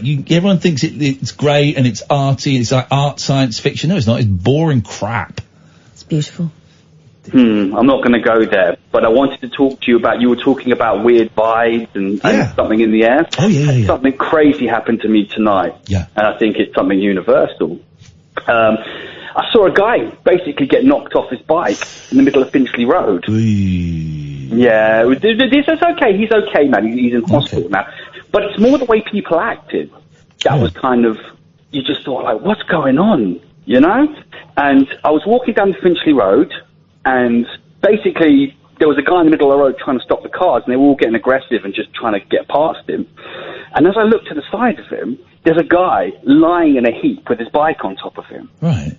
And I just was like, what the, so I said, right, well, if everyone's just going to stand on the side of the road, not trying to be a hero, but I just was like, right. So I walked into the traffic and was trying to say, look, can you please stop? Yeah. Yeah. So we got the guy to the side of the road. And no one was stopping the traffic? Some were stopping. I jumped in front of a car the other week, right, in a busy road. I jumped in front of a car with my arm out because a dog had run into the road. So no one was doing it for a human. Wow. Yeah, but this is where it gets weirder. So the chap, Dan, what happened was his wheel had broken and it flipped like a pancake over. Yeah. So basically, we got him to the side of the road. It was outside a place called the O2 stand. Anyone who knows Finchley Road will know it's a big sort of place. And there was another chap, Andy, had been stopping the car. So we're basically talking to him, and I called up 999. I said, what else would you do? And a guy with a can of beer comes along, and basically he's like, what are you looking at? I had to put my hand on the phone and go, mate, I'm trying to call an ambulance for this guy. So your man's standing there and getting quite aggro and kicking the sort of iron railings. Hang on, I've missed a bit. Why was there a guy with a can getting angry with you? He just appeared from nowhere, but as I was on the phone with the emergency services, like trying to say to him, look, he's in shock, he's quite shaky. This guy's kind of gone to me, what are you looking at? What? And he made it sort of like it was a joke, but it wasn't. So I said, sorry, mate, I'm just trying to call the ambulance, right? So he's then kicking the island railings, getting a bit annoyed, and this guy, Andy's looking at me going, what's going on? Then I speak to the ambulance, and they're like, right, it's going to be, well, we don't know how long it's going to take or what have you, but it could be a while, so we're waiting there. And a guy in a 4x4 car starts trying to basically reverse and park and bully us out of where we are. What? Yeah, but this is it's better. I knocked on the window, and I was trying to, being polite, and he's staring at me. I'm like, can you lower your window? I just need to talk to you. Maybe he didn't see Dan, who was bleeding in a bad way, but anyway, he's gone, looked at me, and I've gone, this guy's just come off his bike. He's had a bad accident. We actually need this space for the ambulance. And he basically rolled his eyes and drove off. What is going on? This is Brexit. Yeah. This is Brexit personified. Well, what I'm trying to say is that do you ever look at things in life and just go, people, man? Because he drove off. And I just thought to myself, you could have even asked, like, could we take him to the Royal Free or what have you? So what I was going to say was, do you ever, there's times like that you just go, oh, okay, I give up on humanity, But yeah, I get that every night between 10 and 1.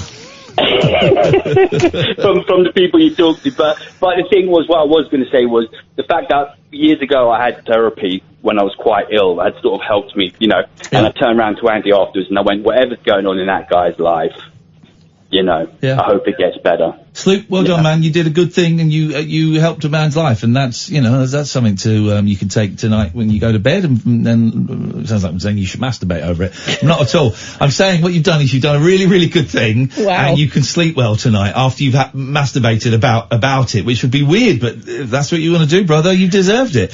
Let's go to Lewis. Good evening, Lewis. Hello. Hello, Lewis. How are you? I'm alright, what you got?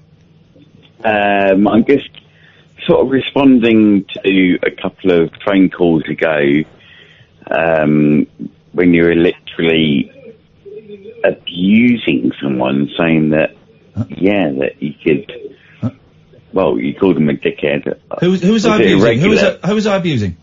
I don't know the names, but was it someone that, is a regular? It sounded like a regular phone caller to you. Can you turn your radio off, please, Lewis? Yes, mate. You don't even know you don't even know who I was talking to or what I was talking about. Try again. Turn your radio off and try again. No, you... No. Turn your radio off and try again, because I've got no idea what you're talking about, Lewis.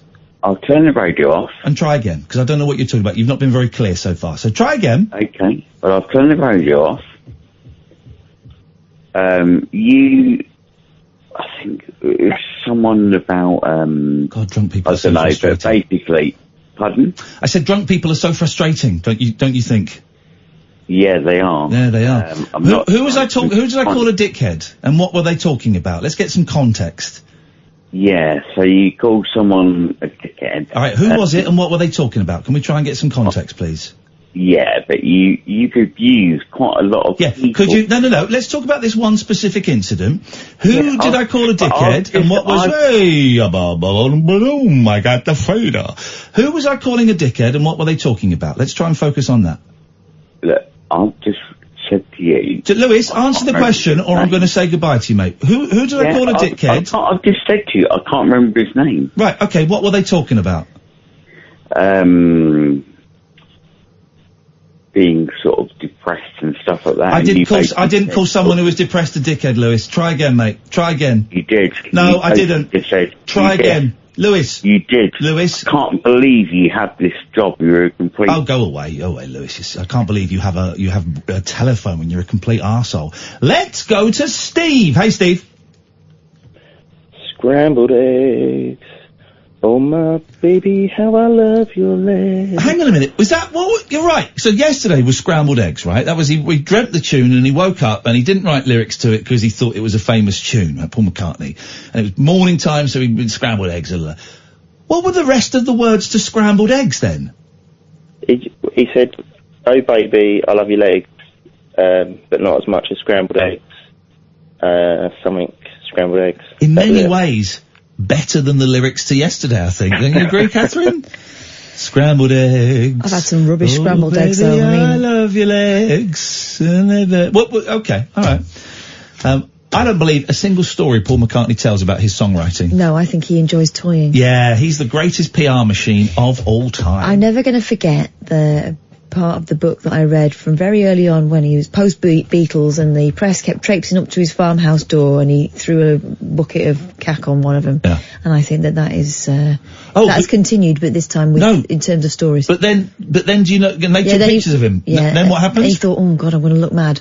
So he got the whole family into the Land Rover, trundled after them and offered them some begrudging pictures. Yeah. But which probably earned them quite a lot of money. Yeah, exactly. So, he's great. I love McCartney. But anyway, I do think he has a healthy disrespect for the press. Anyway, Big Steve, what can we do for you? Well, guess what my favourite film of all time is? Blade Runner. Blade Runner 2049. No, the original. Blade Runner. Yes. So you phone up for a fist fight? For a what? Fist fight. Oh, no, not necessarily. Okay. I just want. I've got the feeling that people have been throwing in quite a lot about Blade Runner tonight. No. Well, have you been listening? I've heard two. Thanks very much for your call. If you're going to phone in, well, you don't actually have to have listened. But don't phone in and and have a guess at what people have been saying. A bloke with mental health and called him a dickhead. Hang on a second. There we go. Oh, there we go. Yes, Lewis. Hello. I couldn't really spit my words out then. It's a bit, intimidating. I was online. Could you turn your radio off, Lewis? And I'll tell you why it was intimidating, because you're talking out your arse, mate. You're a dickhead. Excuse me, what? Excuse me, what? Some people need to go to bed. Pardon, what? This is my best reaction I've ever heard. This is a wind-up, right? This has got to be a wind-up. You told someone not to kill themselves, but carry on cutting themselves. Oh, I see. You did. No, I didn't. I literally didn't. Lewis, online. Lewis, you're embarrassing. I hope you don't. Lewis, you're embarrassing yourself, mate. You're embarrassing yourself. Listen, put the phone down, buddy. Put the bottle down. Go to bed. Yeah, I told someone, don't kill yourself. Carry on cutting yourself. That's what I told them, Lewis. Of course I did. That's my advice. Oh, yeah, that's what I'm saying. Thanks a lot, Lewis. Thanks a lot for your call, mate. Got time to go to bed, I think, buddy. Time to go to bed. You cannot tell people that on the radio. No, you can't. You can't. That's why I didn't. Thanks for your call, Lewis. You have a great night. That's incredible. Isn't it? Incredible that someone so stupid could find out phone numbers and dial them. I don't say stupid. You're stupid. You're stupid. This is... I didn't say you were stupid. No, I'm saying you're stupid. I'm saying you're the thickest caller I've ever spoken to in my life, and I've spoken to some thick people. You don't deserve a telephone. You don't deserve a radio. You don't deserve to even speak to me because you're so dumb. Oh my God! Wow. Okay. Thanks for your call, Lewis. Take care, mate. Have a great night. No, that you cannot speak to people like that. I'm speaking to you like that because you deserve it. Because Yeah. you're nasty and you're a liar and I'm you're a not fantasist not. and you're What? obnoxiously drunk and you're thick. But have a great night, Lewis. Have a great night, Lewis. Lovely to talk to you, buddy. God, how do you have your job? That is incredible. I get paid a lot of money. Absolutely incredible. I get paid a lot of money You get to paid sort a out. lot of money. Yeah, I do. To sort out the wheat from the chaff, and you're pure chaff. Oh my You're the word. purest chaff I've ever had the misfortune to finger. Oh, that's incredible. I ban you from listening to. I ban you from listening to my show ever again. You are forbidden from listening to my show. I forbid it. And if I find you listening to my show, there's going to be consequences. Oh, I'll love it. I'll love it. Oh, there's good. If I'll bring it on, baby. If I ever find out you're a knobhead, you dropped an F-bomb, you lost the argument.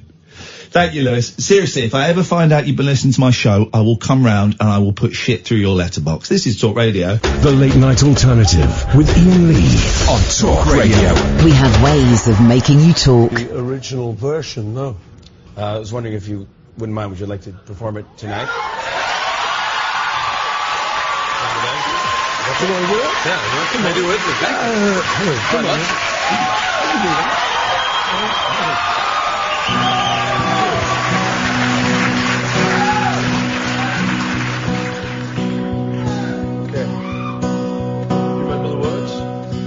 Yes.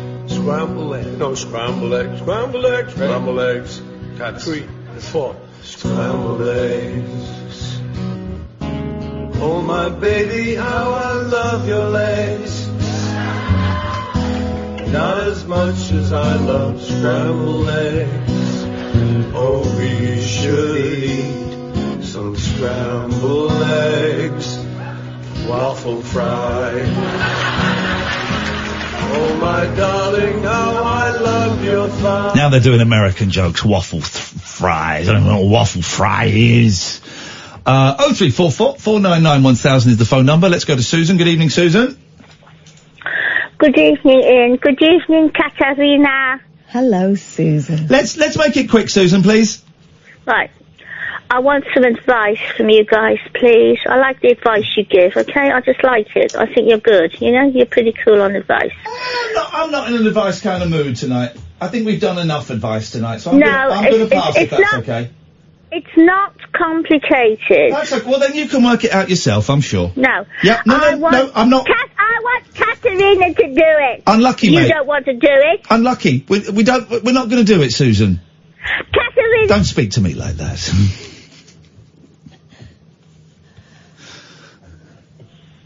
Katarina. But thanks for your call, Susan. Have a great night. Good night. Thanks very much for your call. Let's go. I've got water in my ears, but that might have blasted it out. Let's go to Chris. Good evening, Chris. Oh, let's try Chris. Good evening, Chris. I feel a bad caller because you've had some really dodgy callers this evening. Yep, and it just keeps on going. I know they're all having a go at you, Ian. Yep. Okay. What have you got for us? And you know, you're not a bad guy, are you? Young Catherine. No, Catherine is not a bad guy. I'm not a bad guy. What have you called in for? I was going to tell you, I booked my hotel. Ooh. Oh, don't panic. Ooh. For Rob Brydon? Catherine, no. I'm still going there on the 20th of September. That's already booked. That's in the bag. Yes. Oh, that sounded awful now. Okay, let's just get to, honestly, I'm really losing patience. Let's just get, you booked the hotel, you're going to come, are you coming to Bath? Yes. Yes, mate! I get lost going over to the little, convenience store Okay, So well, hopefully we'll see you on the 7th. If not, if anyone sees a blind, angry Welshman wandering around Bath, please feed him and water him, but not after midnight. I'm not blind. Oh. I'm not blind. I can still see. People say I can't see. I do carry a white cane, and pretend one of the pretend blind. No, I don't bloody pretend. Get to the point, man! Jeez. Oh, don't get annoyed with me, please. Annoyed with everyone. Everyone's getting right on my nerves tonight. Hey, everyone, Sorry, Chris, everyone! Sorry. I know, my niece and her husband and the 3 children came down last Sunday, and I took them out for lunch. Yes. And so I got a filthy habit. I bloody smoke. You masturbate in pubs. That's terrible. That's terrible. I know. You've got to stop that. Catherine, give him a slap round the head. Ow! Thank you. My pleasure. And the 2 twin boys, right? And right. Chris, listen. Can we speak? Chris, can we speak tomorrow, please? Would that be all right? No, they were right. They think my white cane is like some lightsaber. Bloody. Can we? Can we talk tomorrow, Chris? All right. I am gonna. I'm gonna ring the venue up tomorrow. Yep. So I know where I'm going to, Beautiful. and I'm gonna ask them to help me for assistance to go in there. Beautiful. We look forward to meeting you on the 7th, and hopefully you're gonna have a great night. And the people that run Bath are wonderful. The people that run the theatre in Bath, the Rondo Theatre. I don't know about the councillors or any of those guys. We can't vouch for them, but the team behind the Rondo Theatre are superb. I still haven't bought a ticket though. You don't need one. Your name's on the door, buddy. And if you want to bring a guest, then their name will be on the door as well. Oh, thank you, guys. Okay. Right, we'll see you. Yeah, I look forward. We will see you later on, Chris. Thanks a lot, mate. Take care. All the best. Bye-bye. Bye-bye. Bye-bye. Bye-bye. Thank you, Chris. So, look, still got 24 tickets, I think, for Bath, which is great, which means we sold about 81, something like that. That's a party. Lovely numbers. We normally sell about 90 there, so we're on track. IainLee.com/event. We've had to cancel the show in London on the 14th September. The Rabbit Hole Picture Show is cancelled. We just didn't sell enough tickets, and so me and Kath made the call to cancel it. And if you bought a ticket, you will get a refund, and we apologise. That's the way it goes sometimes. Let us go to Julie. Good evening, Julie. Ian. Good evening, Ian. Good evening, Kath. Hey, Julie. God. A great start to the call. There we go. Well, luckily the fader was down for the beginnings, because I muffed it up.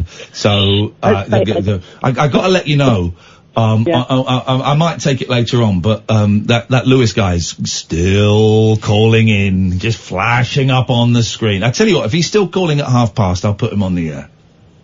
Do you want to take him now? I don't mind. Oh, Julie, you are wicked. Julie, do you want to talk to him? Yeah, go on. All right. Lewis, you're on the air, you're through to Julie. What's your language? Hi, Lewis. I don't swear anyway. Well, you did because we heard you, but carry on. Okay, I'm not really happy about the first time I've really listened to Talk Sport, not Sport, Talk Radio, not sorry. Sport, but yeah. But for someone to tell me, a host, that they're going to post poo through my door. Mm-hmm. And why do you think that was? I would like to speak to like a manager or Ofcom or something like that, please. Well, I'm Ian's supervisor, so I can help you. Don't. No, don't. Don't, because we'll get in trouble. But you can Google Ofcom. Okay, he's not. Lewis, Google the number for Ofcom, mate. And say that you want to make a complaint that a host was going to post poo through your letterbox. See how that goes down, buddy? Yeah. Yeah. Okay. But be warned, they will take the full transcript, including you dropping the F-bomb. Yeah. Can I ask, Lewis? Let me ask, right? Yeah, go on. What are you really angry about?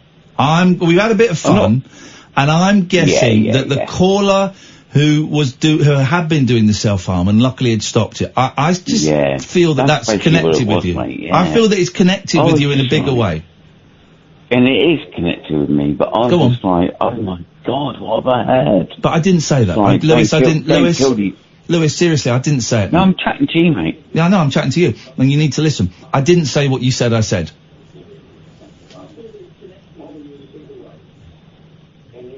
Turn your radio off, man. No, I need to. I would. Turn your radio off, because otherwise you get confused, because there's a 7-second delay and it will just confuse you. I want to talk to you. Yes, I know there is. I'm not confused. Okay, well, it doesn't sound very good from our point of view, so could you turn your radio off, please?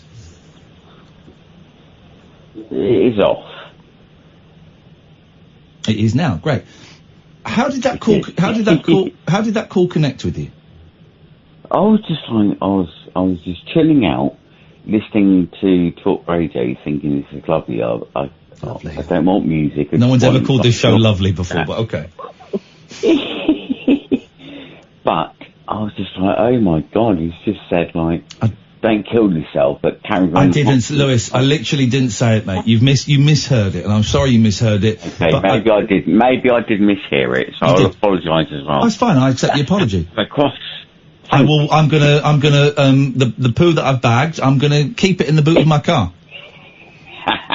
You dodged a brown bullet. Post it through the next caller. Yeah, exactly. I post it through Julie. She loves that kind of stuff. I didn't mean it to sound like that. Didn't mean it to sound like that. What's going on with you, Lewis? You sound a little bit drunk, if I'm completely honest. Are you alright, brother? Oh no, I'm not drunk. I'm sitting outside looking at the stars with my gorgeous little cockapoo. Who's on my lap. Back to poo again. It's the thing that links it all. So you're having a good night? I do. Yeah, I'm having a lovely evening. Have a great night. Enjoy it. Listen, enjoy it. I do appreciate you actually speaking to me again and clarifying it. There you go. Well, I would never, listen, with this show, you've probably never heard this show before, Lewis. We like to have a laugh. We don't do Brexit, but we do talk about mental health. I would never tell someone to carry on self-harming. I would never do that. I was congratulating the gentleman because he'd stopped it. Yeah, okay. I obviously misheard. Yeah. So I take it all back and I apologise. I accept your apology, and we're back to square one, and I'm glad that we're friends. Yeah, brilliant. Lovely. And I'll now carry on listening to you. Okay, I look forward to probably speaking to you in a few minutes when you mishear something else. No, I won't. I promise I won't bring you back. All right. You're a good man, Lewis. Have a good night. And you, mate. Take care. Bye-bye. Well, that de-escalated quickly, didn't it? Thanks, Julie. You did a lot of good work there. Well, you know. It's Kofi Annan, isn't it? I turned around. Lewis, we're not laughing at you. We're laughing at how these volatile situations can change so quickly. So thank you. What a night. What a night. What a night. What you got for us, Julie? Well, I was just phoning with an embarrassing situation that I found myself in today. And I wanted. Were you trying to park? Were you trying to park a Land Rover and there was like some poor bloke lying in the middle of the road, covered in blood? No, I did something. I was in a supermarket today, and I saw something which amused me. Yeah. And what it was that there was a woman who was standing in front of the bananas, choosing bananas. And what really amused me was that her backpack was a Minion backpack. Oh, it's a grown woman. Yes. Lucky her. Lucky her. So she has a Minion backpack, and obviously Minions like bananas. I thought it was quite funny. So I got my mobile phone and took a photo.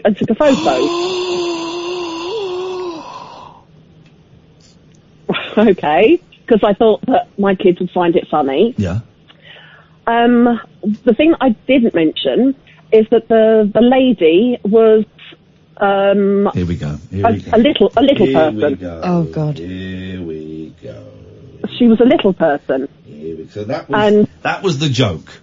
That was the joke. It wasn't the Minion backpack. It wasn't the bananas. It was the fact that she looked like a Minion. Is what you're saying? No, it absolutely was not. But somebody saw me taking a photo and thought that that's why I was taking a photo. Oh, you're a terrible person. Yes, said you should be ashamed of yourself. Yep. And She's right. I didn't say anything because then I felt ashamed of myself. But that's not why I was taking it. Why are you telling us? If you genuinely, in your heart of hearts, know that that's not why you were taking it, well, then why would you phone us? Bearing in mind, you listen, you used to call us a lot, and that's cool, and then you stopped. Now you text in Martin Kellner, and you don't hardly call us at all. And Also, I noticed the time. I mean, if you were that sorry, you'd have rung us at 10. You've waited until everyone's gone to sleep, haven't you, Julie? I can tell you the reason why. I'm going to college in September to start a counsellor psychotherapy course. Oh, it's going to be on your permanent record. Mate, I cannot recommend this woman as a counsellor. And I've been reading this a couple of nights ago when I was listening. I nearly phoned in because I think one of the reasons that you're really happy at the moment, I'm very happy at the moment, is due to like, the power of vulnerability. Oh, yeah. In that you've kind of come out with things that you were not sure about, and your sexuality, and that gave you the freedom of being happy. Yeah. And you can't be vulnerable and say something without there being a risk, uncertainty, and something emotional. And I thought, well, I'm going to phone up and say something beautiful and be vulnerable. Yeah. Knowing that. Yeah, but he's like bisexual, not an awful person. Catherine! Don't we like Julie? She's one of we haven't got many of the good ones left. Not after tonight, the way I've spoken to everyone. Got to keep her on side, even though she is a wrong un. But I just thought I would share the fact that I just felt so awful, and there we go. Well done. This is it. Showing. Here's the thing. I've said for a while. I've thought for a while that the way to be the best performer you can be is to be free from shame. Right. And actually think about it. Maybe it's the way to be the best human possible, but I don't quite know if that's true yet. But I certainly think for performers, to be free from shame. And you have to be able to say things in a public arena, I believe, that cause us shame and or embarrassment. And it's very, very freeing. And you have just done that, Julie. How do you feel as a direct result? Like I wish I'd never phoned up and said it. There you go, you see, and that's perfect. That's exactly the way it should be. Thank you very much, Julie. Can you pay the receptionist on the way out, please? 0344 499 1000. I saw a number plate on the way in. SHI2TER. Yeah. That's shitter, right? SHI2TER. Yeah. That's a number plate. What is wrong with this world? Some people are too free of shame. That's outrageous behaviour. 0344 499 1000. Gosh, it's 20 past midnight already. This is the late night alternative. Catherine Boyle, Iain Lee, every single weeknight from 10 on Talk Radio. Experience the unconventional. Hello? The unpredictable. Don't you think that's a bit weird? And the completely unorthodox. It was my birthday. With rule-free Iain Lee. I was just trying to generate a bit of content. The late night alternative with Iain Lee. Hate alarm clock, hate going to work. On Talk Radio. 0344 499 1000. We're going to do some 11 plus questions in a minute, Catherine. Oh, good. Okay. But before that, I want to speak to... Let me click on the button. Abdullah. Good evening, Abdullah. Good evening. How are you? Very, very well, thank you. You better not be on speakerphone. Just give me 1 second. I will give you a second. I've been driving. I drove all night to get to you. Not a speaker anymore. Sorry, man? Not on speaker anymore. Good lad. What can we do for you, Abdullah? No, I've been listening. I was listening yesterday. Yesterday when I was about to call. Yeah. And the phone line crashed. Our phones crashed yesterday. Yeah. Incredible. Yeah. And today I was listening to some of these stories, definitely, like the last guy, how you played the role for Kofi Annan, Yeah. It's amazing. And I really like one thing about the last lady call is sometimes you actually have to do something embarrassing to release yourself. Yeah. In the public arena. And if you remember, I'm a YouTuber, so it was a great lesson for me. And up until now, I do feel like I started to come in front of the camera a little bit more than before. Yeah. And still, I haven't done anything like that. But I'm a crazy freaking person, you know, like in my family, everyone takes me as a joker, you know, people who knows me closely, they know that how much I can make people laugh. Yeah. Yeah. Remind me what you do on your YouTube channel. It's the cooking channel called We Love Food. Oh, it's you, yes! I remember that. Abdullah, you've not Do you remember it was beautifully shot. Do you He's remember? not hang on a minute, where have you been for the last year? No, I did call like twice. I've been listening, and then, you know, because I'm a Uber driver at the same time, so sometimes, you know, passengers, they ask me to change their radios, and we'll let you off. this is why I end up calling like really, really end of the night, like when I'm going home and, you know, listening to the end of the show. I'm teasing. Because when the passengers come. How is the channel going? Because it was shot stunningly. I remember it. How's it going? I gained 6K since I spoke last time. Beautiful. That's more than I've got on YouTube, and I came third on Number Celebrity 2017. Did you? Yes. Gosh. Did I not tell you? Nope. I'll tell you again tomorrow. That's Hopefully incredible, man. End of this month I will hit 10K, hopefully. Like, fingers crossed. Fingers crossed. How are you doing it? Are you advertising, or is it just word of mouth? No, just YouTube, like, I'm uploading every single week, once a week, and, you know, that way it works, algorithm, and I have a couple of videos. One video actually went viral. You can find that. It's called Okra Recipe. It's my wife, she cooked it. Ah, so the one that went viral, you're not in. Okay, fine. No, this is the problem, you know. And eventually my wife, you know what, on my channel I have so many ideas I want to do, but... Remind me the name of your channel, because I'm going to have a little look. Sure, it's called We Love Food. It's a great title. My buttons are starting to fall off my laptop. I love food. No, We Love Food. I love food. No, but it's We Love Food. I also love food. Yeah, but the channel's called We Love Food. Don't confuse. I'm going to set one up called I Also Love Food. Bloody hell! It's had 519,000 views. Is that the one? But Okra Recipe, it says, yeah? Yeah. Yeah, that's Hello everyone, I will be sharing with you today my special... So the one that's had the most views, you're not in, buddy. You've got a nice kitchen. 500 grams of okra. Thank you. Look at this. She's a fast cutter. But she's my student, by the way. Mate, you can't take credit for it. You're not in it. She's doing all the work. No, she's my... I taught her this cooking. She's... Unbelievable. Look at you trying to... Look at, just let her have a moment. Typical of the patriarchy.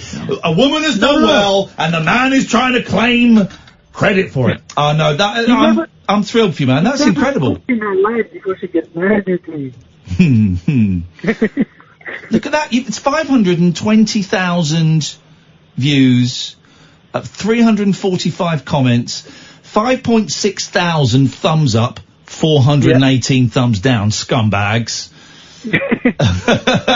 Hey, that's brilliant, man. I'm really glad it's going well. I'm going to ask a question that are you making money out of it yet? Yeah, slowly. It's good. Like, started to make like £100 a month, roughly. Okay. Around £100 a month. Yeah. Okay, so it's... Oh, hang on. Really like, Yeah, that's my daughter. Oh, she's beautiful, mate. do you love cooking? If you do, make sure to subscribe. Hey! Yes. If you do, make sure to subscribe. I'll subscribe. Oh, mate, your little girl is absolutely stunning. Gosh, and what a performer. What? Oh, she's making cakes there. Oh, I'm really pleased for you, Abdullah. Yeah, I have two daughters. I want one of them to be like a hot chef, and another one is pastry chef in the future. You're doing well. And me and my wife, we want to start like a new season called Husband versus Wife. Oh. Because she is taking a lot of credit, but she's, after all, she's my student, you know. But it feels like she improved a lot, where she can challenge me right now, and, you know, she's picking my mistakes, and she said, oh, why so much smoke in the kitchen, why this is you doing like that, and why not this way. I said, I tell you what, we need to start a new season. Yes. Husband versus wife. Well, listen, Abdullah, I wish you the best Yeah. luck, man. It's good to see you doing so well and making a few quid out of doing. Only a few quid. It'll get there, man. It's a great channel. Thank you.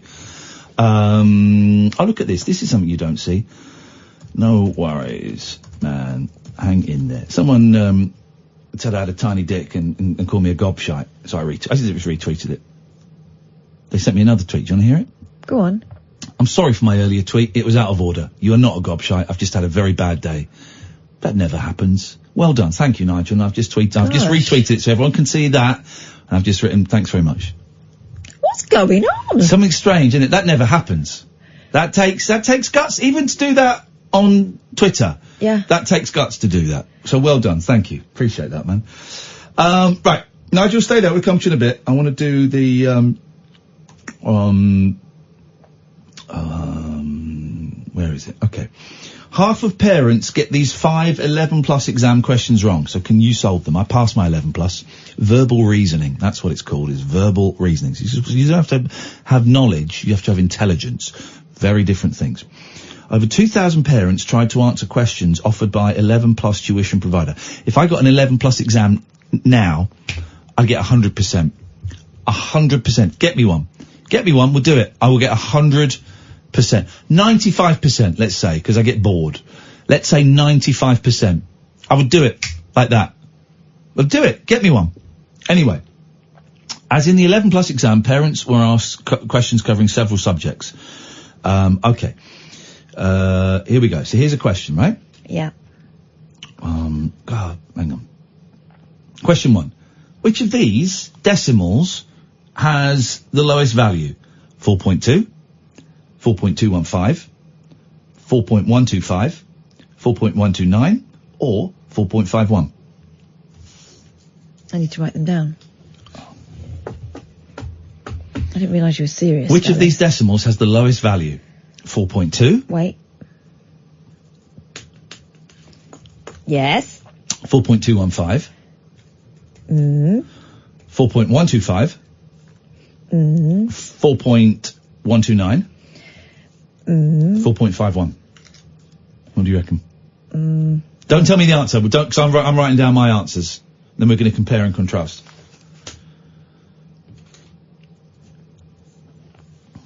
Okay, you got it? We'll come to question 2 in a minute, 'cause it involves looking at a picture. Question 3. What was the question again? She's got the lowest. This is it. It's verbal reasoning. It's verbal reasoning. Answer the question. You answer the question. Yeah. Which of those is the lowest value? Go on. Come to question 2 in a minute. Question 3. 5 children were waiting in a queue. Amira, Byron, Carmen, Darius, and Ellen. A, B, C, D, E, right? Amira was standing 3 places from Byron. Oh, Jesus. Yeah. And next to Carmen. Darius stood between Byron and Ellen. Byron was standing at the back of the queue. Who's standing at the front? Right. Okay. 5 children waiting in a queue. What are you doing? I need an actual piece of paper to draw a picture. A, B, C, D, E. Pen. Mate, I can't help you. One down there. Well, I can't. I'm doing the thing.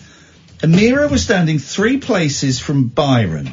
So A, 1, 2, 3.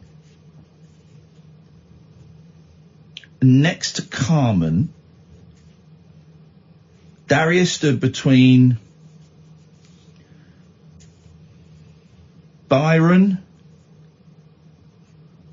No. And who? Sorry? And who? What? Between Byron and who? Darius stood between Byron Yeah. and Ellen. Got it. Please be quiet. Oh, I got it. Hang on. No, you haven't got it. But I have.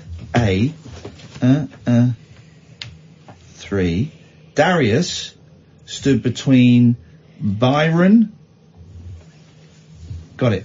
Okay, well, hang on, Byron was standing at the back of the queue. I've got it. Oh, I've got it. CAEDB. Don't do the answers now! Sam was I already had it. Sobs. Question 4. Which of these is not a square number? 49, 10, 9, 64, or 16? Which is not a square number. Got it. It's easy. What is a square number? Just for the listeners at home. It's divisible All numbers are divisible. by Okay. Keep out 2. of this, Sam. 2. It's not divisible by 2. Divisible by 2, you absolute idiot. All right, we're on to the next question. Question 5. In these questions, you have to... Well, actually, okay, in these questions... Yeah. You have to choose the best word to complete the sentence so that it makes sense and is written in correct English. So the words we've got are rushed, fastly, smoothly, speedily, slowly, or fewer. You're in trouble. The young boy's skateboard went bleep down the steep, bumpy hill. Got it. Right, we finished. Where you going? I'm not repeating that question. Smoothly. Okay, yeah, but you put smoothly. No. You put smoothly. Coffee. You put smoothly. Do it again. No. Do it again. What were The the young words? boy's skateboard What went blank Yeah. down the steep, bumpy hill. And the... Rushed, fastly, smoothly, speedily, slowly, fewer. Now we've got one looking at Sam. You can come in and look at this. We've now got to look at a picture. I'm going to turn my answers over. Which symbol is missing from the matrix below? So this is the matrix. We have these symbols or symbi. Which symbol from these symbi goes into the matrix here? So we have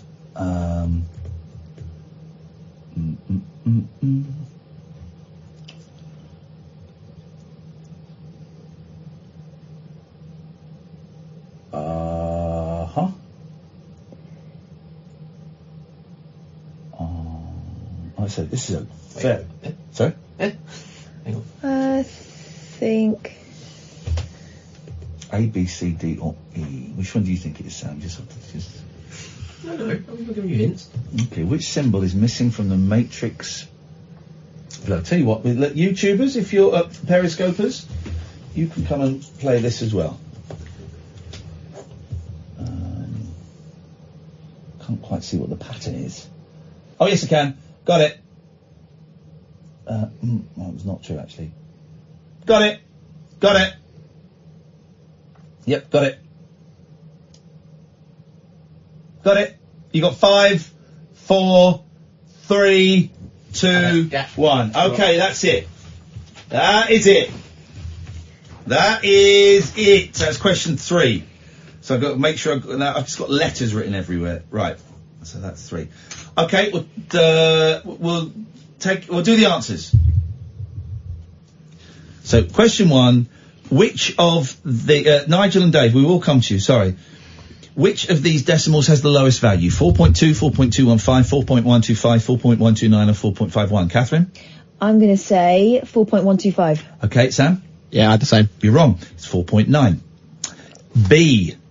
Huh? Wasn't it 4.9 in there? Oh, sorry, you're right. 4.125. Cheating it. No, cheating. Question 2. Which symbol... No, I put that as question 3. Question 2. I got it, right. Which symbol is missing from the matrix below? It's too difficult to describe, dear listeners. You just have to trust us. We've got A, B, C, D, or E. Sam, what did you go for? I had B. So did I. It's B. I had B as well. Question 3 that was ruined by Catherine. 5 children in a queue. Amira, Byron, Carmen, Darius and Ellen. Amira standing 3 places from Byron next to Carmen. Darius stood between Byron and Ellen. Byron was at the back of the queue. Who was standing at the front? Sam? C. What's her name? I need the full name. That's Kyron? Carmen. Carmen, yes. I'm sorry, Sam. We have to get the name correct. It's sorry. You got that right. It was Carmen. So I'll give that to you. Question 4. That caller can wait. This is more important. Which of these is not a square number? We'll start with Catherine on this. 49, 10, 9, 64 or 16? I'm going to say 9.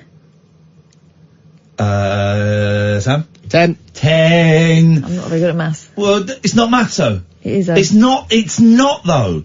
Because square number is you times the number by itself. So, have I got that right? So, square number is 3 times 3 is 9. Christ knows what you get to 49. Who cares? 7. Okay, you can take the confidence thing a little bit too far, son. But 10 is not a prime number. Whatever, squared number, whatever it was. Right. Oh, I was thinking prime numbers. Dickhead. The young boy's skateboard went what down the steep, bumpy hill? Sam? Speedily. What did you actually think it was, Catherine? You said smoothly. Yeah, but then I thought about the logic of it. It was You bumpy. just copied it. We got 5 out of 5. We're geniuses. We just passed our 11 plus. Let's celebrate by talking to line number 3. Hello, line 3. Line 3. Is that me? That's you. Hello. Yeah, mate. My name's Mr. Brake. Mr. Bragg? Mr. Brakes. Mr. Bragg. B-R-E-A-K-S. Okay. It's good to speak to Ian. I last spoke to you when you was on your London radio days back in 2005 or 6. Did I have to dump you because you swore? No, I was the one who tried to drink a whole litre of water on air once, and I got about halfway through. You feel like trying it again? Not right now, because I've had a few beers. I don't think my stomach's quite bad. Actually, water might be the thing. Water. Anyway, it's nice to talk to you, man. Listen, Ian. Yes. Before you cut me off or anything, I've been listening to you at CAF for the last 20 minutes and you've been bored shitless. No, I normally listen every night, but I haven't listened tonight because I got the sack from work. Oh, mate, I'm sorry to hear that. Listen, but I normally try to call you, but normally I'm driving when I'm listening to you guys, so I can't call. So tonight I haven't even been listening, but I knew the number, so I thought I'd give you guys a call and try and have a chat. Go on then. Well, you're on. What do you want to chat about? I'm sorry about you lost your job, mate. No, it's not losing the job. It's I'm a truck driver, and it's like, it's quite a hardcore job. You're supposed to go from A to B and do this, that, and the other, and traffic isn't taken into account. So yesterday I got stuck in a big traffic jam on the M25. Nothing I could do, and to get to the other end, they give me a big ROCKING, rollicking. And, all my fault, and I get in today, so I start my shift at 5:30, turn up to do it, there's another driver there. No. Oh, yeah, you've been replaced. Oh, yeah, you've been replaced. What a crappy and the thing to do. I'm with didn't even have the courtesy to tell me that, you're not needed tonight. So, I told him, oh, no, we sent you an email early on today. I looked through my email. Of course you didn't get one. Nope. What a crappy thing to do. Yep. And it's like, I suffer from depression, all the rest of it. I heard some of your callers recently phoning up and saying, how they're feeling and, a bit down and all the rest of it. And, I sympathise. Like the lady last night who phoned up and, she was saying she was having a rough time. Yeah. And, after a mugging and stuff like that. Yeah. So, yeah. Oh, that was Cara, that one. Yeah. Yeah. So is this a permanent, you're out of that, you're not working for that company anymore, or is it them doing it for a day just to teach you a lesson? No, I'm out. It was supposed to be at the end of the month anyway, so I've lost 2 days. And start next month, I have to start, look for something new. Yeah. And it's just, I've really, really tried to help the company out. I've worked for my break time when I'm supposed to be taking breaks and, helping up with the strapping up when I'm supposed to be, on break time. And the way I get repaid is with, we've got a new driver. I'm not even told. I'm not supposed to go to work. And I got in today and it was just like, fair enough. Got home, quite a bit. I saw my dad and we went out and I got a few drinks like you would. And I've come home and I'm actually quite seething about it now. And I've had time to think. Yeah. I haven't done anything wrong. You haven't done anything wrong. It sounds like they've treated you appallingly. They've taken the mick. It's an industry that's struggling anyway, and there's loads of people that will happily jump in and fill in for you. It's an industry as well with no rules and regulations, but it's an industry that hasn't got any like unions or anything behind it. If there's a problem, we just get rid of you. Yeah, of course. And I've been driving for 15 plus years, and it's getting worse and worse every day. So I'm trying to look for other things to do and other industries to go into, and I always go back to it. The other thing as well is some of the drivers who listen to you, but every night there's obviously truck drivers listen to you. You have to do this thing called a CPC, which is the EU regulation, which is fair enough to do, but the problem with that is it's repetitive. So I've done, literally you sit in the classroom for 7 hours. Yeah. You can sit in the classroom for 7 hours 5 times and do the same thing over and over again. Yeah.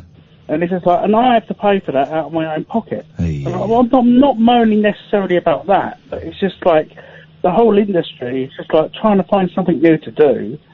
Oh, it's just, The other thing, Ian, I wanted to ask you. Yes. Is, stand-up comedy. Yeah. Right? Oh, here we go. Here we go. This is where he's going. This is where he's going. Ian, you're a great comedian, yeah? I'm the greatest. I remember you from back in the day, when you were doing the 11 o'clock show and Funny stuff guy. like that. Yeah. I don't think I've ever seen you on telly doing a stand-up. Because I'm not a stand-up. I did stand-up as a means to an end, and as soon as I got a gig on TV, I stopped doing stand-up. I did a solo show a couple of years ago, maybe 4 years ago, where I did like a sort of 90-minute lecture that was funny, and I did that, and I would like to do another one, but the idea hasn't come to me yet, and me and Kath do live shows together, but no, standing there with a microphone and telling jokes for an hour. One of your Rabbit Warriors friends, I'm going to try to come to next time we do one in London.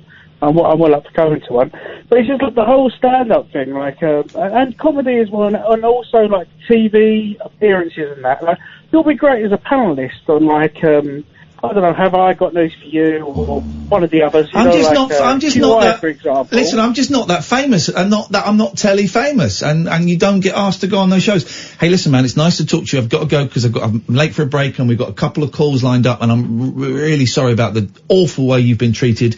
Give us a call again. Now you've got a bit of spare time and we will talk more. Thank you very much. This, dear listener, is Talk Radio. The Late Night Alternative with Iain Lee.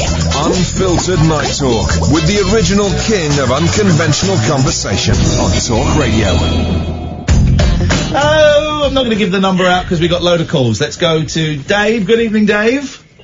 Good evening, Cass. Good evening, Ian. Good evening, Dave. I'm slightly unsure whether I want to let you on after last night's... Well, I've got this film you're after, so... Oh, Jesus, this guy. Oh, he's got something you want. Now you're in a conundrum. I want the Indian Terminator, please. We all want that. Emperor it's called, isn't it, I think, or something like that. How have you seen it? Yes, I've seen it, yeah. It came out about 10 years ago, I think. Did it? It looks so new. Well, even better, there's a sequel that came out last year. Oh, in that case, I'll have both of them. Called 2.0. Of course it is. And is it watchable? Because I want to get a curry tomorrow and watch it. Bearing in mind he doesn't drink. It's DVD quality, yeah. No, but I mean, I don't care about the picture quality. Is the movie sit Yeah, throughable? it's really great, honestly. It's really funny. There's like a Saturday Night Fever sort of dance section in it. With the robot dancing. Beautiful. That's Saturday night. Saturday night literally sorted them. Me, Simon and Conan. No, I mean, the soundtrack was done by A.R. Rahman, who did the soundtrack Slumdog Millionaire, so it's not... okay. But they were big blockbusters. I think they made, they were huge films. Even so, it took them 8 years to make a sequel. But, yeah. All right. Yeah, they were really big films. So yeah, I'll Dropbox you a link and stuff. So thank you, Dave. Anything else? No problem, sir. No, that's about it. You're a good man, Dave, and I appreciate your help, and that is Saturday night sorted. Thank you very much indeed. Good evening, Christina. Hey, dude. Hey, man. How you doing? I'm alright. I'm really tired, both a bit tired. I'm going to stop for a Mackie D's on the way home. This is happening. Oh, cool. What'd you get? I get a barbecue signature, and I get the hot Cajun chicken wrap, and large fries and a bottle of water. Wowza, you must be hungry. I am a hungry lady. Yeah, I've heard about your show. Yeah, we've been taken off Talk Radio. No, I wasn't talking about that. Oh God, the people don't know about that. Forget that. Yeah, we cancelled the picture show in London on the 14th of September. And I know you were going to come, and we were looking forward to meeting you and a few other people. We just didn't sell. We'd sold a third of the tickets, and we seemed to have stopped. And I know a few more people were going to buy a bit later, and that's fine. But I just wasn't getting the vibe that there was enough interest to push through. The other thing is... Oh, man, I think it would have been. Hang on a minute, go on, Kath. The other thing is, they used to give us the venue for nothing, so it was less of a gamble. But the fact is... They wanted some money. They wanted they wanted to cut this time, so we would have lost even more. They didn't make enough on the... I get it. It's a great venue, 2 North Down, and hopefully we'll do something else. And they've been brilliant to us. They just weren't making enough on the bar, so they wanted a cut of the tickets, and we weren't getting the tickets, and I just thought, okay, well, let's... And I mentioned to them about maybe cancelling. They said, oh, no, don't do that.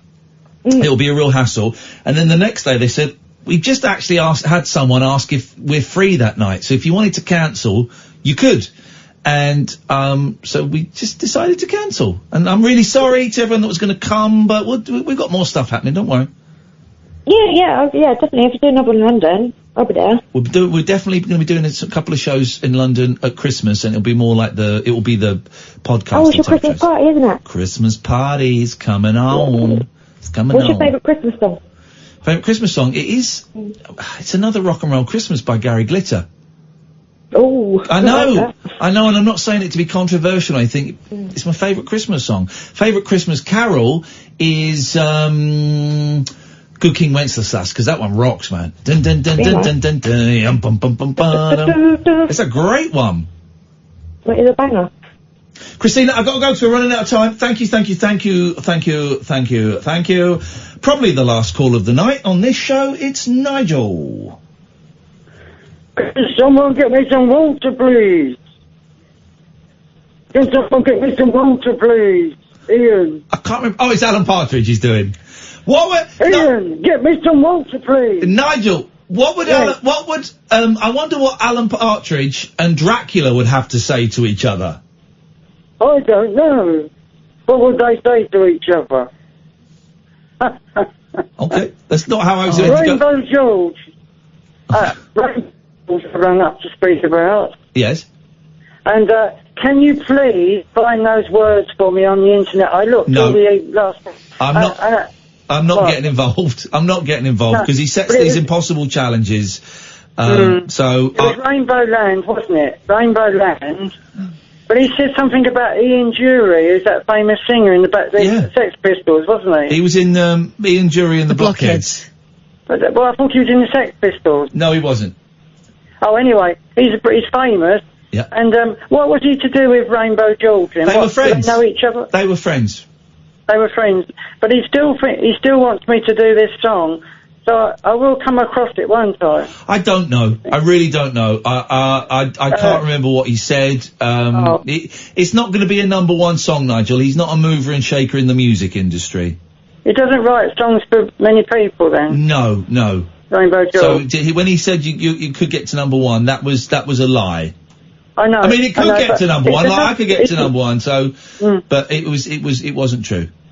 But he's a friendly chap, isn't he? He likes to talk and have a chat and that stuff. You know, like we do. Very, very friendly. Do you like Jason Stratham, the actor? Dayton Scaffan? No, Jason Stratham. Nicholas Boy, I love him. The one, the muscle man. The muscle man, yeah. Do you like him? My favourite kind. How tall is he, do you think? I would say... Right, Kat's going to Google it. I'm going to say 5'10". They're normally shorter than you think. He won't be over 6 foot. He doesn't look very tall on that. I know, he doesn't look very big with a jacket on either, but he's quite muscular and he takes his jacket off. 5'10". 5'10". Yeah. There you go. He's not so. Yeah. I've got the Transporter 3 on at the moment. You're watching Transporter 3? I've been listening to the radio at the same time though. Good for you. Well, I've not seen the Transporter. on the internet now. Yeah, I've not. You're listening on the internet, are you? Chestnuts roasting on an open fire. Oh dear. And Jack Frost nipping at and your side carol was being sung by a choir.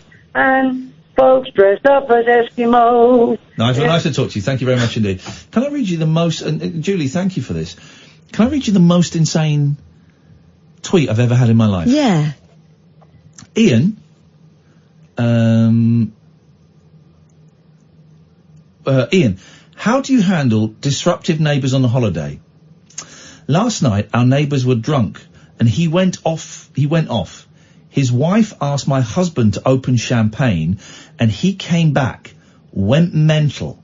Hotel called police, and now we are suffering repercussions.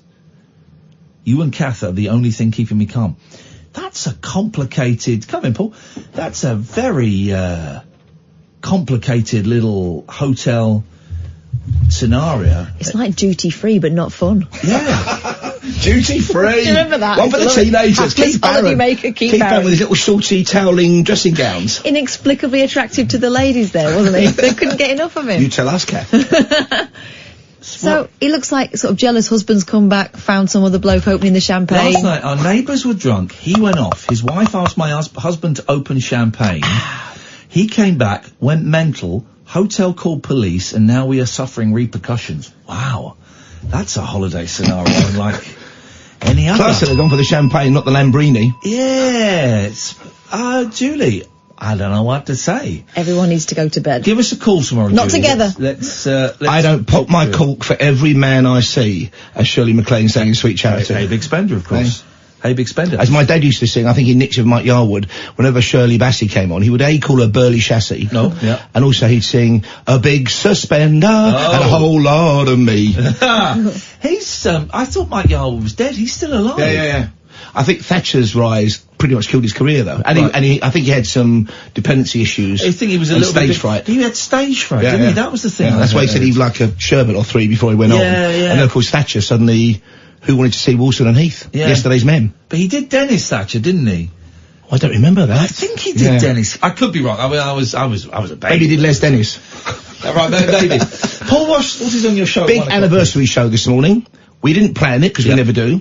It's 60 years of Tamla Motown. Oh gosh. Also, it's 80 years since a remarkable camp was started in Sandwich in Kent for people who'd fled from the Nazis. Oh. Far more seriously. And 50 years of We Are Crossing Live to the USA. It's the 50th anniversary of the first ever beer can collectors convention.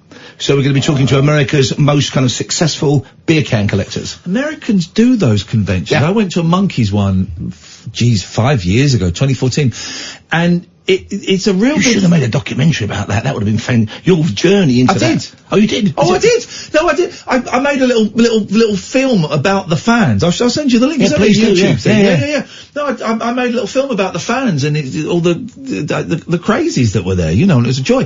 But I think you fitted right in. Yeah. Well, I did. But the convention thing is a big thing there. There were like 5 other conventions going on at the same time. It's a huge We did a thing industry. about 9 months ago. There was a swingers convention. Oh. And it was but it was kind of not... To swap partners? No, it was more to kind of how you set up a local franchise, how you open the club, because they do it as a kind of business thing over there. Yeah. So the Beer Can Collectors Convention, which I'm looking forward to very much indeed. Okay. And some TV recommendations and the usual old tosh. Beautiful, very wonderful stuff. That's coming up after 1 o'clock. We're both so tired after doing this liquid leisure thing, which sounds like a swingers thing. Out near Bray, these big inflatable thing on the lake. That's right, because I'm living out that way at the moment, Maidenhead way. I did it a couple of weeks ago with the boys, and I persuaded Catherine to come with me and the boys. And I wish I had your phone number, because I needed a very middle class thing yesterday. You wouldn't have been around. Princess Risborough, near where you live-ish, I know you don't live was featured on Antiques, the roadshow one, where they go on the road, and they turn up in a tiny, I don't know where it was, and it's really, I'm thinking, hang on, why would Iain be excited? He's been on the telly and all sorts. But it's about seeing where you live on the telly. It's kind of weird, isn't it? There's a lovely Monty Python sketch, but we haven't got time to talk about it. Paul Ross is up next. Thank you, Sam. Thank you, Dan. Thank you, Catherine. We're back tonight at 10. This is Talk Radio. This is Talk Radio.